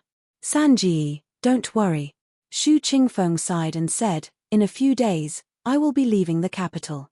San Ji will tell second brother that when second brother gets married, second sister-in-law will often go to the Prince Ding mansion to see you. Shu Qingyang smiled and said, San Ji, you don't have to be so exaggerated. The Prince Ding mansion is not a mountain of swords or a sea of flames. With us here, how could Prince Ding dare to bully Li Jiejie? Shu Qingbai, who was by the side, rolled his eyes and said, who was the one who retreated the moment they saw Prince Ding? How did the Shu family produce such a timid lad that they even hoped that he would stand up for Li? Shu Qingyan's face turned red. Thinking of someone's methods, he couldn't help but tremble and said, Sai Ji, you can't blame me for being timid. It's really someone. Too cruel. Thinking of the two unlucky bandits in the courtyard that night, Shu Qingyang went back and had nightmares for a few nights. Now that he saw Mo Xiaoyao, He reflexively wanted to hide behind Xu Qingbai. Yi Li looked at Xu Qingyan's guilty expression. Although he didn't finish his words, she could guess the gist of it. It was probably someone who did something frightening that scared Xu Qingyang. Yi Li didn't intend to delve into this. Mo Xiaoyao was a famous general who had killed his way out of the battlefield when he was young. She didn't expect him to be a spotless and elegant gentleman. After returning to the prince's mansion, Yi Li began to busy herself with taking over the various affairs of the prince's mansion. Just the various account books made Yi Li look at them for 2 days before she was able to figure them out. At the same time, she was secretly amazed that the Ding prince's mansion was indeed rich. Several generations of princes' accumulated family property made Yi Li amazed. When she was almost done, she received an invitation from the palace for a banquet. With the reason of sending envoys from various countries to bid farewell, whether it was Mo Xiaoyao or Yi Li, they obviously couldn't find a reason to refuse. Entering the palace once again, Yi Li's mood wasn't very good because of the unpleasant experience from the last time. The Ding prince's mansion's horse carriage didn't alight at the palace gates like ordinary nobles. Instead, it directly entered the palace gates. Mo Xiaoyao was wearing a moon-white robe with a silver dragon embroidered with auspicious clouds and eagles. His hair was tied up with a white jade crown inlaid with sapphires. He looked cultured and elegant. Is Li in a bad mood? Yi Li lazily leaned against the horse carriage and said, "It's nothing. The palace always makes people feel a little depressed."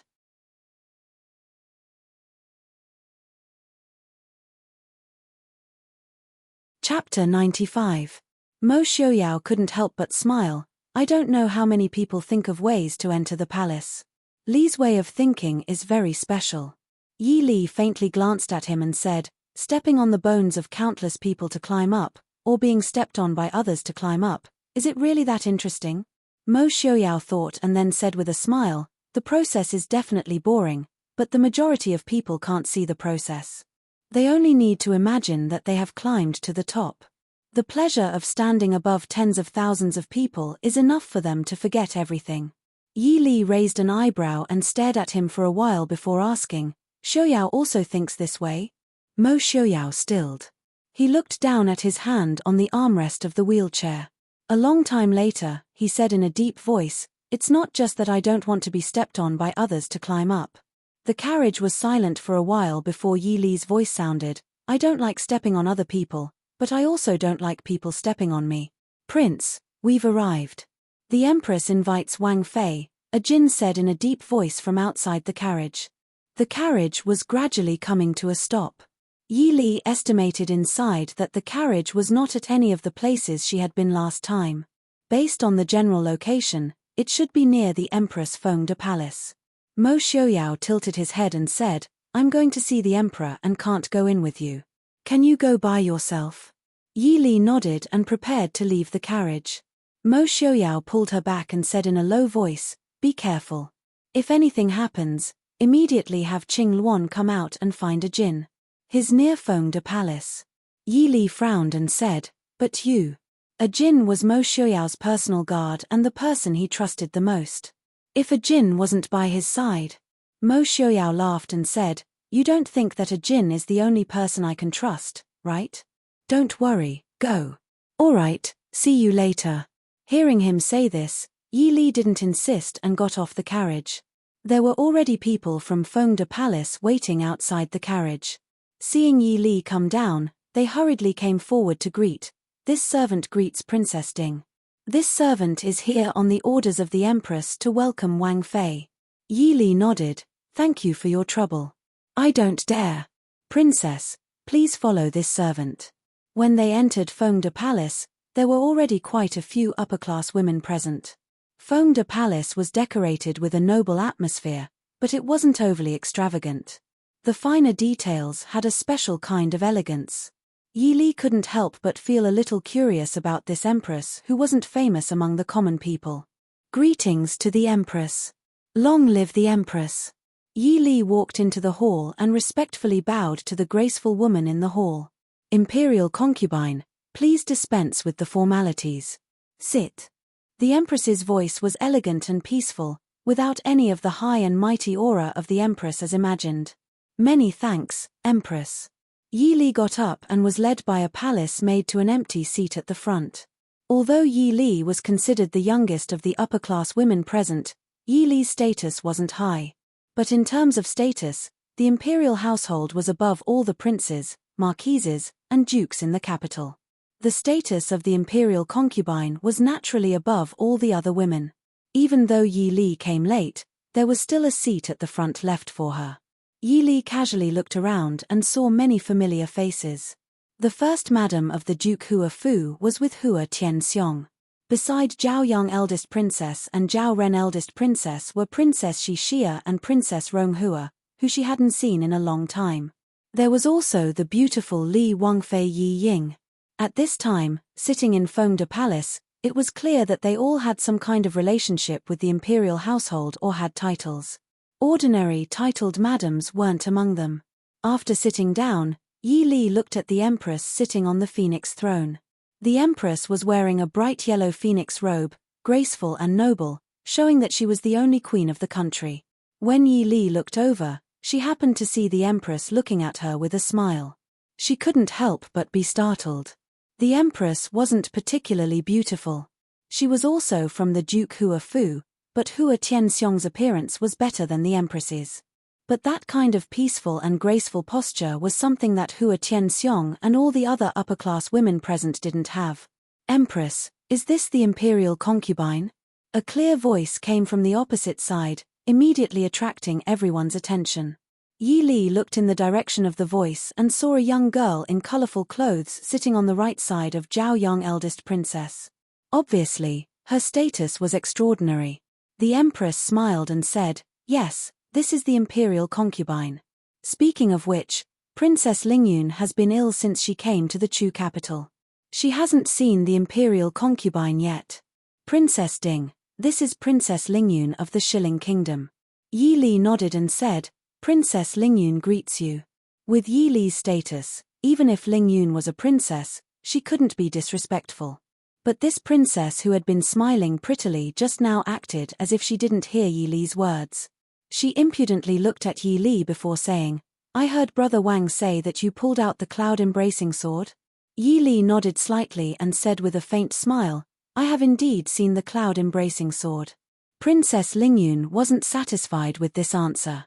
She stood up and raised her chin, saying, "This princess doesn't believe it. This princess wants to compete with you." "I don't know how to use a sword," Yi Li calmly said. "How is that possible? How did you pull out the cloud-embracing sword if you don't know how to use a sword?" Princess Lingyun stared at her and said aggressively. Yi Li raised her eyebrows and said with a faint smile, "Princess, pulling out a sword and using a sword are two different things. Who said that people who don't know how to use a sword can't pull out a sword?" She really didn't understand why these princesses and young misses were so insistent on forcing others to compete with this and that. They didn't care if the other party knew what they wanted to compete with. This princess doesn't care. This princess wants to compete with you. Could it be that you don't dare to accept the challenge? Yi Li stood up. "Princess, you are asking this in front of the Empress and all the madams and young misses in the capital. How could I not dare?" Princess Lingyun said with satisfaction, "Since it's like this, where is your sword?" "In reality, I haven't touched any other sword besides the cloud-embracing sword. The sword that Genom of Gojosian sent me that day was the first time I encountered such a weapon. So I don't have a sword and I don't know how to hold one. Forcing someone who hasn't even touched a sword to compete with you. Empress, can Tianxiong compete with the general in embroidery tomorrow and claim that my embroidery skills are the best in the world?" Hua Tianxiong leaned against Madame Hua and asked.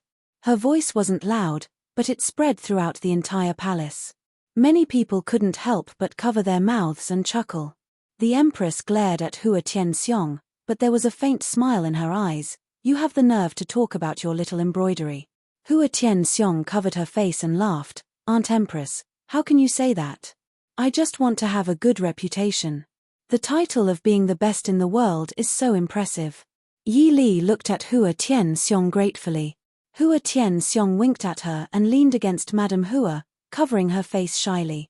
The empress held back her laughter and said to Princess Lingyun, Princess Ding isn't good at swordsmanship, so let's not compete.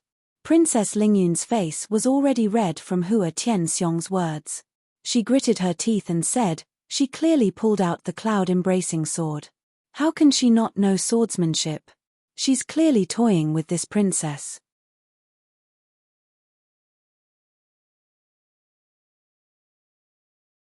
Chapter 96. The cloud-embracing sword belongs to the Ding Palace. Princess Ding can pull it out however she likes. What does it have to do with you whether her swordsmanship is better or not? Princess Ronghua glanced at Princess Lingyun and sneered, are all foreign princesses so strange? Do they all like to force others to compete with each other? You know that she can't do it, but you still won't give up. Why don't you just ask Princess Ding to admit defeat and admit that your swordsmanship is better than hers? You. Hearing Infanta Ronghua's words, not only Princess Lingyun, but also Princess Xixia, who was beside her, felt a little embarrassed. Many people present couldn't help but remember that Princess Xixia asked Princess Ding to compete with her in dancing during the flower festival. The Empress saw that it was going to be awkward, so she quickly said, well, let's forget about it. Ronghua, don't talk nonsense in front of the two princesses. Princess Ronghua snorted and sat next to Princess Zhaoren and stopped talking. Compared with Yi Li, she hated Zhaoyang Princess and Princess Xixia, who were as aggressive and deep as her. She also hated the new and arrogant Princess Lingyun. Noble Consort Liu is here. With a sharp announcement, Noble Consort Liu, dressed in a yellow dress, stepped into the hall with a cold look. Greetings, Empress. Noble Consort Liu was still as indifferent and arrogant as last time. She just bowed slightly to the Empress. It seemed that this noble consort didn't intend to give face to the Empress Dowager or the Empress. The Empress seemed to be used to Noble Consort Liu's appearance. She nodded slightly and said, no need. Why did Noble Consort Liu come to Fengde Palace today? Many noble women present also showed a surprised expression. Noble Consort Liu usually didn't attend the banquets in the palace. Even though many of them went to the palace almost once a month, they rarely saw Noble Consort Liu. Noble Consort Liu said coldly, I have nothing to do. The Emperor said that Empress's palace was lively, so I came to see. Empress, don't you doubt it? The Empress frowned slightly, but still said generously, since you are interested, then sit down quickly. She waved her hand to let the palace maids prepare a seat for Noble Consort Liu. Noble Consort Liu walked to Yi Li and asked, can I sit here? Yi Li smiled and said, if you don't mind, please sit down. Seeing Noble Consort Liu sit down next to Yi Li, the Empress didn't bother to prepare anything else for her. The Empress had always kept a respectful distance from Noble Consort Liu, the Emperor's favorite concubine. Fortunately, although Noble Consort Liu was very arrogant and sometimes even capricious and unreasonable, she restrained herself a little in front of the Empress. Today's coldness and unreasonableness was the limit. At least compared to the Empress Dowager, the Empress felt that she was strangely balanced. Noble Consort Liu sat next to Yi Li with a cold and serious face. The women who wanted to talk to Yi Li, the new Princess Ding, gave up for the time being. They didn't know that Noble Consort Liu never gave face to others. If they got close to her and annoyed her, they would only be embarrassed. With no one to talk to, Yi Li had to sit in her seat and listen to others. Fortunately, she was also a person who could sit still. I heard what happened in the hall just now. Yi Li thought that Noble Consort Liu wouldn't talk to her. Hearing the faint voice next to her, she was slightly stunned. You are so useless. Last time, you didn't know how to dance with the Princess of Nanzhao. This time, you don't know how to sword with the Princess of West Hill either. What do you know? Noble Consort Liu's voice was full of dissatisfaction and disdain. Fortunately, her voice was very low. Otherwise, the rumor that Princess Ding was scolded by Noble Consort Liu at the first palace banquet would be spread all over the capital. Listening to Noble Consort Liu's scolding, Yi Li didn't know whether to laugh or cry. If she remembered correctly, this Noble Consort Liu only admired Mo Xiaoyao and not his mother. What's with this tone full of disdain? Nyang nyang, I have no interest in dancing. Also, The Ding Palace doesn't need a princess who can dance. As for swordsmanship, it doesn't seem to be something that the noble ladies in the capital need to learn. Noble consort Liu snorted and said, "You forgot to mention that your painting skills are ordinary. You even need people to write poems for you. I need to be careful. If you dare to lose face, I won't forgive you." "Nyang Nyang, are you really not Mo Shuyao's mother? What are noble consort Liu and Princess Ding talking about? Why are you talking so happily?" Eldest Princess Zhaoren suddenly asked.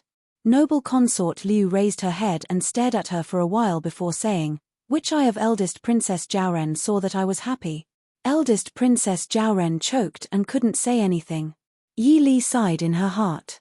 She was endlessly envious of noble consort Liu's straightforward personality. It was a pity that not everyone had the right to be so straightforward. If it wasn't for the Empress' protection, with noble consort Liu's personality, no matter how good her family background was, she wouldn't be able to live long in the palace. Seeing eldest Princess Zhaoren's speechless and angry expression, noble consort Liu seemed to be in a good mood. She stared at the person in front of her and proudly said, "Didn't eldest princess ask what I and Princess Ding were talking about? I said that since Princess Ding doesn't know swordsmanship, how about I compare notes with Princess Lingyun?" Noble consort. The Empress frowned in disapproval. Noble consort Liu didn't care. She only coldly stared at Princess Lingyun and said, "Princess, what do you think?" Although Princess Lingyun hadn't been in the capital for long, it didn't stop her from knowing that noble consort Liu was the most favored noble consort of the Eastern Emperor Chu. No matter what, she definitely wouldn't make a move against noble consort Liu. Regardless of whether she won or lost, if she accidentally hurt noble consort Liu, the Eastern Emperor Chu would investigate and she would be the passive party. After all, they were still on Eastern Chu soil. Just now, Lingyun was just joking with Princess Ding. Lingyun is young and doesn't know any better. How could she dare to make a move against noble consort? All right, noble consort. Princess Lingyun is just being childish. Moreover, she doesn't know that Princess Ding doesn't know swordsmanship. She isn't deliberately trying to humiliate our Da Chu state. The Empress lightly said. Her face had a rare resolute expression that couldn't be disobeyed. As a noble consort Liu standing up for Princess Ding was both good and bad. Moreover, the matter of noble consort Liu admiring Prince Ding before entering the palace wasn't a secret among the nobles. What she needed to do was find a suitable excuse for noble consort Liu to stand up for him. She chatted with the Empress for a while. Because it was still early for the banquet, the Empress invited the noble women to the imperial garden to enjoy themselves. Thus, everyone thanked the Empress and left for the imperial garden. Before leaving, noble consort Liu was asked to stay by the Empress. Once they left Fengde Palace, Hua Tianxiong immediately approached Yi Li and said with a smile, "Greetings to Princess Ding." Yi Li glanced at her and said, "Do you have too much time on your hands?" Hua Tianxiong waved her hand and said, "How can you say this? According to the rules, I should at least greet the imperial consort. So, noble consort Liu didn't make things difficult for you just now, did she?" Yi Li didn't understand. Why would she make things difficult for me? Hua Tianxiong silently looked at her with a compassionate expression. "Li, I've long told you to go out more often, but you didn't listen. Don't tell me you don't know noble consort Liu." Hua Tianxiong finally realized that it wasn't a good thing to gossip about a noble consort in the palace. She moved closer to Yi Li and whispered in her ear, before noble consort Liu entered the palace, she was very admiring of Prince Ding. Yi Li was speechless.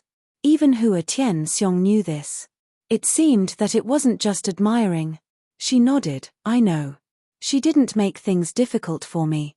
You're tuning in to the Dreamy Chapters YouTube channel. We're so grateful for your support and don't forget to subscribe to join us on this incredible journey through captivating stories. Your generosity through donations truly makes a world of difference, as it's the primary source of revenue that allows me to expand and enhance this channel for you. Thank you from the bottom of my heart for being a part of this adventure.